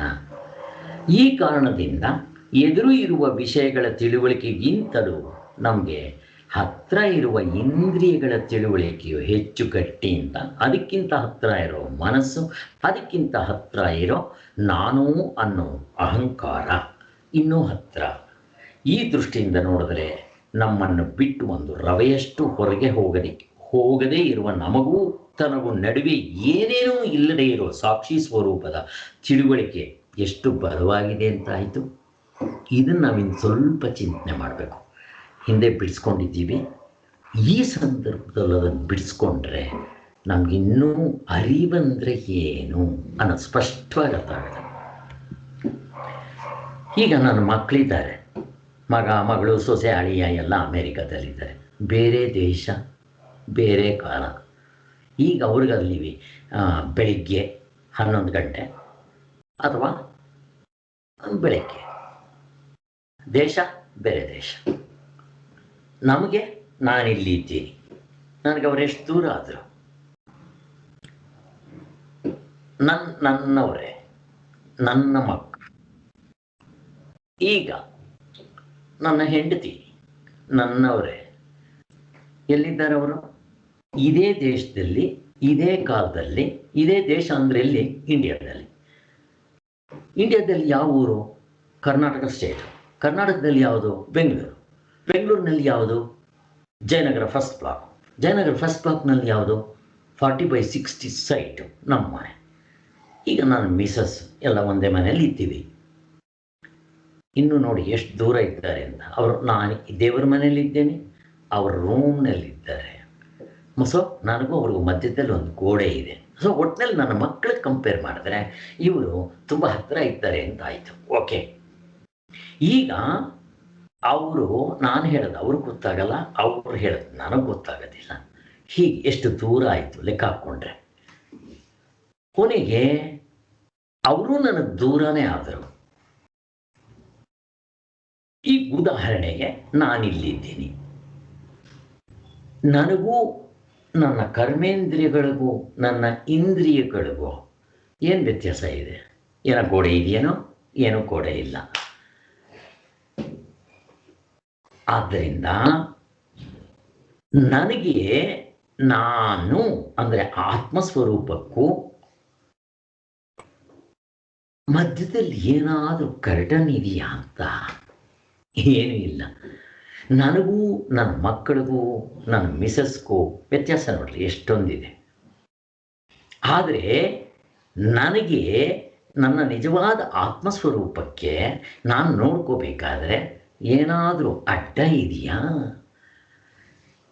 ನಾನು ಬೇರೆ ದೇಶದಲ್ಲಿದ್ದೀನ, ಬೇರೆ ಕಾಲದಲ್ಲಿದ್ದೀನ, ಕಾರ್ಯಕಾರಣ ಭಾವ ಏನಾದರೂ ಬೇಕಾ, ಅಥವಾ ಯಾವುದಾದ್ರೂ ಬೆಳಕಿನಿಂದ ನೋಡಬೇಕಾ?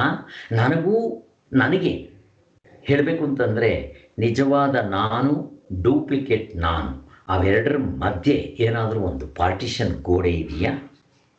ಇಲ್ಲ. ಈಗ ಎಂಥದೂ ಇಲ್ಲ. ಮತ್ತು ಇದನ್ನು ನೋಡೋದಕ್ಕೆ ಯಾವ ಬೆಳಕು ಬೇಕಾಗಿದ್ದಿಲ್ಲ, ಆ ಬೆಳಕಿನಲ್ಲೇ ವ್ಯವಹಾರ ಮಾಡ್ತಾ ಇರೋದು. ಸೊ ಯಾಕೆ ಇದನ್ನು ಹೇಳ್ತಾ ಇದ್ದೀವಿ ಅಂತಂದರೆ, ಈ ಸಂಬಂಧ ಎಷ್ಟೆಷ್ಟು ಹತ್ತಿರ ಆಗುತ್ತೋ ನಮ್ಮ ತಿಳುವಳಿಕೆ ಅಷ್ಟಷ್ಟು ಹತ್ತಿರ ಆಗುತ್ತೆ ಅಂತ ಹೇಳ್ತಾ ಇದ್ದಾರೆ. ಈ ದೃಷ್ಟಿಯಿಂದ ನೋಡಿದ್ರೆ ನಮ್ಮನ್ನು ಬಿಟ್ಟು ರವೆಯಷ್ಟು ಹೊರಗೆ ಹೋಗದೇ ಇರುವ ನಮಗೂ ತನಗೂ ನಡುವೆ ಮತ್ತೇನೇನೂ ಇಲ್ಲ. ಆತ್ಮನಿಗೂ, ನಿಜವಾದ ಆತ್ಮನಿಗೂ ನನಗೂ, ಆತ್ಮನೇ ನಾನು. ಇನ್ನು ನನಗೂ ಆತ್ಮನಿಗೂ ಮಧ್ಯೆ ಏನಾದರೂ ಕರ್ಟನ್ ಇದೆಯಾ? ಏನಾದ್ರು ಬೇರೆ ದೇಶದಲ್ಲಿದ್ದಾನ, ಬೇರೆ ಕಾಲದಲ್ಲಿದ್ದಾನ? ಎಂಥದ್ದು ಇಲ್ಲ ಅಂತ ಹೇಳ್ತಾ ಇದ್ದೀವಿ. ಹೋಗಿ ಇಲ್ಲಿ ನಾನೊಂದು ಪ್ರಶ್ನೆ ಕೇಳ್ತೇನೆ. ಈ ಅನಾತ್ಮಗಳು ದೂರ ದೂರ ಇದೆ, ಒಪ್ಕೋಣ. ನನ್ನ ಆತ್ಮಕ್ಕೂ ನಿಮ್ಮ ಆತ್ಮಕ್ಕೂ ಮಧ್ಯದಲ್ಲಿ ಏನಾದರೂ ಕರ್ಟನ್ ಇದೆಯಾ ಅಂತ ಪ್ರಶ್ನೆ ಕೇಳ್ತಾ ಇದ್ದೀನಿ. ಯಾರಾದರೂ ಹೇಳಿ, ನನ್ನ ಆತ್ಮಕ್ಕೂ ನಿಮ್ಮ ಆತ್ಮಕ್ಕೂ ಮಧ್ಯದಲ್ಲಿ ಏನಾದರೂ ಕರ್ಟನ್ ಇದೆಯಾ? ಈಗ ನನಗೂ ನನ್ನ ಮಕ್ಕಳಿಗೂ ತುಂಬ ದೂರ ಇದ್ದಾರೆ, ನನಗೂ ನನ್ನ ಮಿಸಸ್ಗೂ ಮಧ್ಯದಲ್ಲಿ ಗೋಡೆ ಇದೆ. ಅದೇ ರೀತಿ ನನಗೆ, ಆತ್ಮನಿಗೆ ಏನಾದರೂ ಕರ್ಟನ್ ಗಿರ್ಟನ್ ಇದೆಯಾ, ಗೋಡೆ ಇದೆಯಾ, ಏನಾದ್ರೂ ಇದೆಯಾ ಅಂತ ಇಲ್ಲ. ಇಲ್ಲ. ಹೋಗ್ಲಿ, ನೀವು ಬೇರೆ ದೂರ ಇದ್ದೀರಾ. ಇದೇ ಊರಿನಲ್ಲಿ ಇದ್ರು, ಅಶೋಕ ಪಿಲ್ಲರ್ ಹತ್ರನೇ ಇದ್ರು, ಕೃಷ್ಣವೇಣಿಯವರು ಇದ್ರ ಹತ್ರ ಇದ್ದಾರೆ, ಸ್ವಲ್ಪ ದೂರದಲ್ಲಿ ಇದ್ದಾರೆ, ತುಂಬ ಹತ್ರ ಇರೋದರಲ್ಲಿ ಕೃಷ್ಣವೇಣಿಯವರು. ಈಗ ಅವ್ರ ಆತ್ಮನಿಗೂ ನನ್ನ ಆತ್ಮನಿಗೂ ಮಧ್ಯದಲ್ಲಿ ಡಿಸ್ಟೆನ್ಸ್ ಇದೆಯಾ ಅಂತ ನನ್ನ ಪ್ರಶ್ನೆ. ಇದೆಯಾ? ಹೋಗ್ಲಿ, ಡಿಸ್ಟೆನ್ಸ್ ಇರಬೇಕಾದ್ರೆ ಎರಡು ಇರಬೇಕು. ನಿಮ್ಮ ಆತ್ಮ ಬೇರೆ, ನನ್ನ ಆತ್ಮ ಬೇರೆ, ಎರಡು ಇದೆಯಾ ಅಂತ ಎಲ್ಲ ಒಂದೇ. ಅಲ್ಲಿಗೆ ಡಿಸ್ಟೆನ್ಸ್ ಎಲ್ಲಿದೆ? ಗೋಡೆ ಇದೆಯಾ, ಕರ್ಟನ್ ಇದೆಯಾ, ಏನೇನು ಎರಡಿದ್ರೆ ಕರ್ಟನ್ನು ಗೋಡೆ ಇವೆಲ್ಲ ಬೇಕು. ಇರದೆ ಒಂದಿದ್ರೆ ಅದಕ್ಕೆ ಕರ್ಟನ್ನು ಗೋಡೆ ಕ್ವಶನ್ ಎಲ್ಲಿ ಬರುತ್ತೆ? ಯಾವಾಗ ನಾವು ಅನಾತ್ಮ ಇಟ್ಕೊಂತೀವೋ, ಶರೀರ ಇಟ್ಕೊಂಡಾಗ ನನ್ನ ಮಕ್ಕಳು ಬೇರೆ, ನಾನು ಬೇರೆ, ನನ್ನ ಹೆಂಡತಿ ಬೇರೆ, ಇದು ಬೇರೆ ಅಂತ ಹಿಂಗೆಲ್ಲ ಮಾಡ್ಕೊತೀವಿ. ಆದರೆ ಆತ್ಮನಲ್ಲಿ ಆ ಭೇದ ಭಾವನೆ ಬರೋದಿಲ್ಲ. ಅದನ್ನು ಹೇಳ್ತಾ ಇದ್ದಾರೆ. ನಮ್ಮನ್ನು ಬಿಟ್ಟು, ಅಂದರೆ ನಮ್ಮ ನಿಜವಾದ ನಮ್ಮ ಆತ್ಮಸ್ವರೂಪವನ್ನು ಬಿಟ್ಟು ಅದಕ್ಕೂ ನಮಗೂ ನಾನು ಅಂತಂದರೆ ಆತ್ಮಸ್ವರೂಪವೇ ನಾನು. ಈ ನಾನು ಇಟ್ಕೋಬಾರ್ದು. ಆ ಆತ್ಮಸ್ವರೂಪವನ್ನೇ ನನ್ನ ನಿಜವಾದ ಸ್ವರೂಪ ಅಂತ ಹೇಳಿದ್ರು. ಅವೆರಡಕ್ಕೂ ಮಧ್ಯದಲ್ಲಿ ಏನಾದರೂ ಇದೆಯಾ? ಏನಿಲ್ಲ. ಇದನ್ನೇ ರಾಮಕೃಷ್ಣ ಪರಮಹಂಸರು ವಿವೇಕಾನಂದರು ಬಂದಾಗ ಹೇಳಿದ್ದು. ಏನಂತ ಹೇಳಿದ್ರು? ವಿವೇಕಾನಂದರು ಕೇಳ್ತಾರೆ, ನೀವು ದೇವ್ರನ್ನ ನೋಡಿದ್ದೆ? ನಾನು ನೋಡಿದೆ, ನಿನ್ಗೆ ಇನ್ನೂ ಸ್ಪಷ್ಟವಾಗಿ ತೋರಿಸ್ತೀನಿ. ಒಂದು. ಎರಡನೇದು, ನಾನು ನಿನ್ನನ್ನು ಹೇಗೆ ನೋಡ್ತಾ ಇದ್ದೀನೋ ಅದಕ್ಕಿಂತ ಸ್ಪಷ್ಟವಾಗಿ ಆತ್ಮನ ನೋಡ್ತಾ ಇದ್ದೀನಿ ಅಂತ ಹೇಳ್ತಾರೆ. ಇದು ಅರ್ಥ ಆಗೋದಿಲ್ಲ ಮೊದಲು. ಅರ್ಥ ಏನು ಅಂದರೆ, ಇಲ್ಲಿ ನಾನು ವಿವೇಕಾನಂದರು ನೋಡಬೇಕಾದ್ರೆ ಅವ್ರ ಮೇಲೆ ಬೆಳಕು ಬೀಳಬೇಕು, ಸೂರ್ಯನ ಬೆಳಕು ಇರಬೇಕು, ಅಥವಾ ಆರ್ಟಿಫಿಷಿಯಲ್ ಟ್ಯೂಬ್ಲೈಟ್ ಏನಾದರೂ ಇರಬೇಕು. ನನ್ನ ಕಣ್ಣು ಚೆನ್ನಾಗಿರಬೇಕು, ಹಿಂದೆಗಡೆ ಮನಸ್ಸು ಇರಬೇಕು, ಮನಸ್ಸಿಂದರೆ ಬುದ್ಧಿ ಹಿಂದೆಗಡೆ ಚಿತ್ತದ ಹಿಂದೆಗಡೆ ಅಹಂಕಾರ, ಇಷ್ಟು ಸೇರಬೇಕು. ಸೇರಿದ್ರೆ ನೀವು ಇದ್ದೀರಾ ಇಲ್ವಾ ಹೇಳ್ತೀನಿ. ನನ್ನ ಆತ್ಮನ ನೋಡ್ಕೊಳ್ಳೋದಕ್ಕೆ ಇಷ್ಟು ಅಡಚಣೆಗಳಿದೆಯಾ? ಅದಕ್ಕೇನಾದರೂ ಸೂರ್ಯನ ಬೆಳಕು, ಟ್ಯೂಬ್ಲೈಟ್ ಬೆಳಕು ಬೇಕಾ? ಏನೂ ಬೇಕಾಗಿಲ್ಲ. ಆದ್ದರಿಂದ ಅದರಷ್ಟು ಹತ್ತಿರ ಮತ್ಯಾವುದೂ ಇಲ್ಲ. ನಾನೇ ಅದಾಗಿರೋದು, ಮತ್ತು ಅದನ್ನು ಪಡೆಯೋದಕ್ಕೆ ಇಷ್ಟು ಕಷ್ಟ ಬೇಕಾ? ನಾನೇ ಅದಾಗಿದ್ದೀನಿ, ಮತ್ತು ಪಡೆಯೋದು ಅಲ್ಲ, ಯಾರು ಕೊಡೋದಲ್ಲ, ಈಸ್ಕೊಳ್ಳೋದಲ್ಲ. ಇಷ್ಟು ಚೆನ್ನಾಗಿದೆ ನಮ್ಮ ಸ್ವರೂಪ. ಅದು ಬರೀ ಗಾಢ ನಿದ್ರೆಯಲ್ಲಿ ಮಾತ್ರ ಅಲ್ಲ ಇರೋದು, ಕನಸಿನಲ್ಲೂ ಇದೆ, ಎಚ್ಚರದಲ್ಲೂ ಇದೆ. ಅದು ಹೋಗೋದು ಬರೋದಲ್ಲ, ಎಲ್ಲ ಕಡೆ ಇದೆ. ನಮಗೆ ನೋಡೋಕ್ಕೆ ಬರಲಿಲ್ಲ ಅಂತ ನಾವು ಗಾಢ ನಿದ್ರೆ ಅನುಭವ ಎತ್ಕೋಬೇಕು ಅಷ್ಟೇ ಹೊರತು ಇನ್ನೇನಿಲ್ಲ. ಹೀಗೆ ಎಂದೆಂದಿಗೂ ಸಂಶಯವು ಬರೋದಕ್ಕೆ ಎಡೆ ಇಲ್ಲದಂಥ ಗಟ್ಟಿಗೆ ಅರಿವೇ ನಮ್ಮ ಸಾಕ್ಷಿ ಸ್ವರೂಪ. ನೋಡ್ರಿ, ಈ ಅರಿವಿನ ಅವರು ಎಷ್ಟು ದಿನ ಸರ್ಕಸ್ ಮಾಡಿದ್ರು. ಕನ್ಫ್ಯೂಷನ್ ಅದು ಓದಿದ್ರೆ, ಅದು ಹೇಳಿದ್ರೆ, ಇದು ನೋಡ್ರಿ ಏನು ಕನ್ಫ್ಯೂಷನ್ ಇದೆ, ಎಷ್ಟು ಸ್ಪಷ್ಟವಾಗಿ ಅರ್ಥ ಆಗ್ತಾ ಇದೆ. ಅದಕ್ಕೆ ಹೇಳಿದ್ದು, ಎಕ್ಸ್ಪ್ರೆಸ್ ಟ್ರೈನ್ ಹೋದಂಗೆ ಹೋಗುತ್ತೆ. ಕಡಲೆಕಾಯಿ ಬೆಲ್ಲ ನಂಚ್ಕೊಂಡು ತಿಂದರೆ ಹೇಗಿರುತ್ತೋ ಹಾಗಿರುತ್ತೆ. ಇವಾಗ ಈ ಆತ್ಮದ ವಿಚಾರ ಬಂದರೆ, ಇದರಿಂದ ಎಲ್ಲವನ್ನು ಅರಿಯಬೇಕಾಗಿದೆ. ಆ ನಮ್ಮ ನಿಜವಾದ ನನ್ನ ಸ್ವರೂಪದಿಂದ ಎಲ್ಲದರ ಜ್ಞಾನ ಆಗ್ತಾ ಇದೆ, ಮತ್ತು ಆನಂದ ಸಿಗ್ತಾ ಇರೋದು ಅದರಿಂದಲೇ. ಇದನ್ನು ಅರಿಯುವುದಕ್ಕೆ ಮತ್ತೊಂದು ಬೇಡ, ಇಲ್ಲವೂ ಇಲ್ಲ. ಬೆಳಕು ಬೇಕಾಗಿಲ್ಲ, ವಸ್ತುನೂ ಬೇಕಾಗಿಲ್ಲ, ಇನ್ಸ್ಟ್ರೂಮೆಂಟು ಬೇಕಾಗಿಲ್ಲ. ನಮ್ಮ ಅವಸ್ಥೆಯಲ್ಲಿರುವ ಇಂದ್ರಿಯಗಳು, ಎಚ್ಚರದ ಅವಸ್ಥೆ ಆಗಲಿ, ಕನಸಿನ ಅವಸ್ಥೆ ಆಗಲಿ, ಇದು ಫಸ್ಟ್ ಶೋ, ಅದು ಸೆಕೆಂಡ್ ಶೋ. ಕರ್ಮೇಂದ್ರಿಯಗಳಾಗಲಿ, ಜ್ಞಾನೇಂದ್ರಿಯಗಳಾಗಲಿ, ಮನಸ್ಸಾಗಲಿ, ಚಿತ್ತ, ಬುದ್ಧಿ, ಅಹಂಕಾರ, ಇವುಗಳು ವಿಷಯ ಆಗಿಬಿಡುತ್ತೆ, ಆಬ್ಜೆಕ್ಟ್ಸ್ ಆಗಿಬಿಡುತ್ತೆ. ಕೆಲವು ಸಾರಿ ವಿಷಯನೂ ಆಗುತ್ತಿವು. ನೋಡ್ರಿ, ಇದೇ ಇರೋದು. ಕೆಲವು ಸಾರಿ ಆಬ್ಜೆಕ್ಟ್ ಆಗುತ್ತೆ, ಕೆಲವು ಸಾರಿ ಸಬ್ಜೆಕ್ಟ್ ಆಗುತ್ತೆ. ವಸ್ತುಗಳು ಹೊರಗಡೆ ಇದೆ, ಆಬ್ಜೆಕ್ಟು. ಕಣ್ಣೇನಾಯಿತು? ಸಬ್ಜೆಕ್ಟ್ ಆಯಿತು. ಈಗ ಮನಸ್ಸಿನಲ್ಲಿ ನಿಂತ್ಕೊಂಡಾಗ ನಿಮ್ಮ ಕಣ್ಣು ಆಬ್ಜೆಕ್ಟ್ ಆಯಿತು, ಮನಸ್ಸೇನಾಯಿತು? ಸಬ್ಜೆಕ್ಟ್ ಆಯಿತು. ಅದಕ್ಕಿಂತ ಹಿಂದೆ ಹೋದಾಗ ಮನಸ್ಸು ಆಬ್ಜೆಕ್ಟ್ ಆಯಿತು, ಬುದ್ಧಿ ಸಬ್ಜೆಕ್ಟ್ ಆಯಿತು. ಹಿಂಗೇ ಹೋಗುತ್ತೆ ಎಲ್ಲಿವರೆಗೂ? ಸಾಕ್ಷಿವರೆಗೂ. ಈಗ ಸಾಕ್ಷಿ ಸಬ್ಜೆಕ್ಟ್ ಆಯಿತು, ಅದನ್ನು ಆಬ್ಜೆಕ್ಟ್ ತೋರಿಸಿ ಸ್ವಾಮಿ, ಆಗೋದಿಲ್ಲ. ಅದು ಅದೇ ಅದರ ಕ್ವಾಲಿಫಿಕೇಷನ್, ಅದೇ ಗುರುತು, ಅದೇ ಅದರ ಕ್ಯಾರೆಕ್ಟರ್. ಅದು ಯಾವತ್ತೂ ಆಬ್ಜೆಕ್ಟ್ ಆಗಲ್ಲ. ಆಬ್ಜೆಕ್ಟ್ ಆದರೆ ಅದಕ್ಕೆ ಗೌರವ ಇಲ್ಲ. ಆಬ್ಜೆಕ್ಟ್ ಆದರೆ ಏನಾಗುತ್ತೆ ಗೊತ್ತಾ? ಏನಾಗುತ್ತೆ ಆಬ್ಜೆಕ್ಟ್ ಆದರೆ? ಅದು ನಷ್ಟ ಆಗ್ಬಿಡುತ್ತೆ, ಒಂದಿನ ಇಲ್ದಂಗೆ ಆಗ್ಬಿಡುತ್ತೆ, ಅನಾತ್ಮ ಆಗ್ಬಿಡುತ್ತೆ. ಕಾಲದಲ್ಲಿರುತ್ತೆ, ದೇಶದಲ್ಲಿರುತ್ತೆ. ಅದು ಕಾಲಾತೀತ, ದೇಶಾತೀತ, ಆತ್ಮ ಆಗೋಕ್ಕೆ ಸಾಧ್ಯನೇ ಇಲ್ಲ, ಸೂಕ್ಷ್ಮವಾಗಿರೋಕ್ಕೆ ಸಾಧ್ಯನೇ ಇಲ್ಲ. ಆದ್ದರಿಂದ ಅದು ಯಾವತ್ತೂ ಇಲ್ದಂಗೆ ಆಗೋದಿಲ್ಲ. ಅದಕ್ಕೋಸ್ಕರನೇ ಅದು ಶಾಶ್ವತ, ಪುರಾಣಕ ಅಂದರೆ ತುಂಬ ಹಳೆಯದು ಅಂತ ಹೇಳ್ತಾರಲ್ಲ, ಹಾಗೆ ನಮ್ಮ ಅವೆಷ್ಟಾಯಿತು. ಆದರೆ ಸಾಕ್ಷಿ ಮಾತ್ರ ಎಂದೆಂದಿಗೂ ಅದು ಸಬ್ಜೆಕ್ಟ್, ವಿಷಯ. ಆದ್ದರಿಂದ ಸಾಕ್ಷಿಯೊಂದೇ ಮುಖ್ಯ ವಿಷಯಿ, ಸಬ್ಜೆಕ್ಟ್. ಮಿಕ್ಕಿರೋದಲ್ಲ ಕೆಲವು ಸಾರಿ ಸಬ್ಜೆಕ್ಟ್ ಆಗುತ್ತೆ, ಕೆಲವು ಸಾರಿ ಆಬ್ಜೆಕ್ಟ್ ಆಗುತ್ತೆ. ನಾವು ಆ ಕಡೆನೂ ಸರಿ, ಈ ಕಡೆನೂ ಸರಿ. ಯಾವ ಪೊಲಿಟಿಕಲ್ ಲೀಡರ್ಗೂ ಏನು ಕಡಿಮೆ ಇಲ್ಲ. ಆ ಕಡೆ ಬಂದಾಗ ಅದು ಜೈ, ಈ ಕಡೆ ಬಂದಾಗ ಇದೇ ಜೈ ಅನ್ನೋದಕ್ಕೆ. ಆದ್ದರಿಂದ ಈ ಸಾಕ್ಷಿಗೆ ಮಿಕ್ಕದ್ದೆಲ್ಲವೂ ಹೊರಗಡೆ ಇರುತ್ತೆ, ಸ್ಥೂಲವಾಗಿರುತ್ತೆ, ಅನಾತ್ಮವಾಗಿರುತ್ತೆ, ಬದಲಾವಣೆ ಆಗುತ್ತೆ, ಕಾಲದಲ್ಲಿರುತ್ತೆ, ದೇಶದಲ್ಲಿರುತ್ತೆ. ಇವುಗಳಿಗೆ ಇನ್ಸ್ಟ್ರೂಮೆಂಟ್ಸ್ ಬೇಕು, ಇವುಗಳಿಗೆ ಗಾಳಿ ಇರಬೇಕು. ಎಷ್ಟು ಡಿಪೆಂಡೆನ್ಸ್ ನೋಡ್ರಿ ಇದು. ಮತ್ತು ನಮ್ಮ ಸ್ವರೂಪ ಇಂಡಿಪೆಂಡೆಂಟ್. ಇದನ್ನು ಫ್ರೀಡಮ್ ಅಂತಾರೆ, ನಿಜವಾದ ಫ್ರೀಡಮ್ ಅಂತಾರೆ. ಸೊ ಅಲ್ಲಿಗೆ ಅದು ಮುಗಿತು. ನೆಕ್ಸ್ಟ್ ನಾವು ಇವತ್ತು ಹೋಗಬೇಕಾಗಿರೋದು 96. ಇರುವಿನ ತ್ರಿಪುಟಿಯ ಸಾಕ್ಷಿಯೇ ನಮ್ಮ ಸ್ವರೂಪ. ಇಲ್ಲಿ ತ್ರಿಪುಟಿ ಅಂತ ಹೇಳ್ತಾ ಇದ್ದಾರೆ, ಮುಕ್ಕುಪ್ಪೆ ಅಂತಾರೆ. ಎಲ್ಲ ಆಗುತ್ತೆ ಈ ಮುಕ್ಕುಪ್ಪೆ? ಎಚ್ಚರದಲ್ಲಿ, ಕನಸಿನಲ್ಲಿ ವ್ಯವಹಾರ ಆಗಬೇಕು ಅಂದರೆ ಈ ಮುಕ್ಕುಪ್ಪೆ ಇರಲೇಬೇಕು, ತ್ರಿಪುಟಿ. ಇವು ವ್ಯವಹಾರ ಆಗಬೇಕಾದ್ರೆ ಇದು ಇಲ್ಲದೆ ಇದ್ದರೆ ವ್ಯವಹಾರ ಜರುಗದೇ ಇಲ್ಲ. ಜ್ಞಾತೃ ಜ್ಞಾನ ಜ್ಞೇಯ, ಕರ್ತೃ ಕರ್ಮ ಕ್ರಿಯಾ, ಭೋಕ್ತೃ ಭೋಗ ಭೋಗ್ಯ. ನೋಡ್ರಿ, ತ್ರಿಪುಟಿ ಇರಬೇಕು, ಮುಕ್ಕುಪ್ಪೆ ಅಂತ ಹೇಳ್ತೀವಿ. ಹಾಗೆ ನೀವು ಕೆಲಸ ಮಾಡೋದಾದರೆ ಕರ್ತೃ ಕರ್ಮ ಕ್ರಿಯೆ. ಯಾವುದಾದ್ರೂ ವಸ್ತುವಿನ ಜ್ಞಾನ ಆಗಬೇಕಾದ್ರೆ ಜ್ಞಾತೃ ಜ್ಞಾನ ಜ್ಞೇಯ. ಯಾವುದಾದ್ರೂ ಒಂದು ವಸ್ತುವನ್ನು ಅನುಭವಿಸ್ಬೇಕಾದ್ರೆ ಭೋಕ್ತೃ ಭೋಗ್ಯ ಭೋಗ. ಹೀಗೆ ಸೊ ಅಲ್ಲಿ ತ್ರಿಪುಟಿ ಹೀಗಿರುತ್ತೆ ಅಂತ ಹೇಳ್ತಾರೆ. ಇದು ನೋಡೋಣ ಇವಾಗ. ಇದು ಎಚ್ಚರ ಕನಸಿನಲ್ಲಿ ಮಾತ್ರ ಸಾಧ್ಯ. ನಮ್ಮ ನಿದ್ದೆ ಅನುಭವದಲ್ಲಿ ತ್ರಿಪುಟಿ ಇರೋಕ್ಕೆ ಸಾಧ್ಯನೇ ಇಲ್ಲ. ತ್ರಿಪುಟಿ 3 ಎಲ್ಲಿರುತ್ತೆ? ಅವಸ್ಥೆಯಲ್ಲಿರುತ್ತೆ.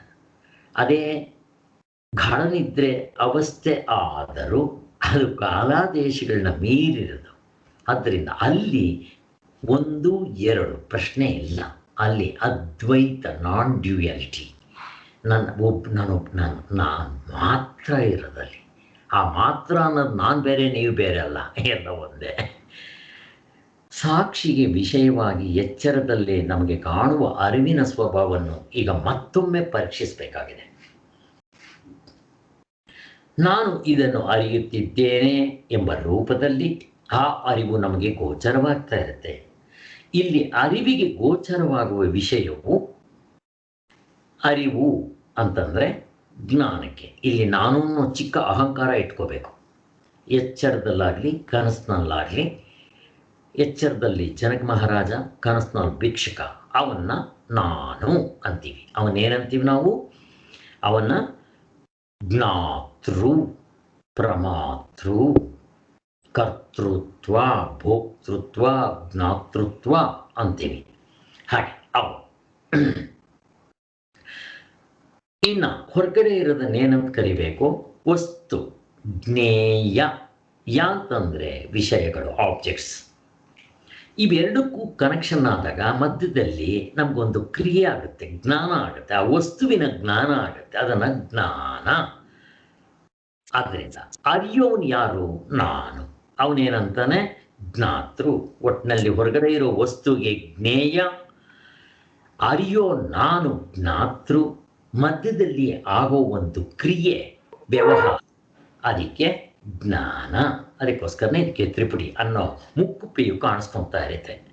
ಇದೂ ಅಲ್ಲದೆ ವಿಷಯಗಳನ್ನು ನಾವು ಅರಿಯುವುದಕ್ಕೆ ಪ್ರಪಂಚದಲ್ಲಿ ಯಾವುದಾದ್ರೂ ವಿಷಯಗಳು ಅರಿಬೇಕಾದ್ರೆ ನಾವು ಕರ್ಮೇಂದ್ರಿಯಗಳು, ಜ್ಞಾನೇಂದ್ರಿಯಗಳು, ಅಂತಃಕರಣ ಉಪಯೋಗಿಸ್ಬೇಕು.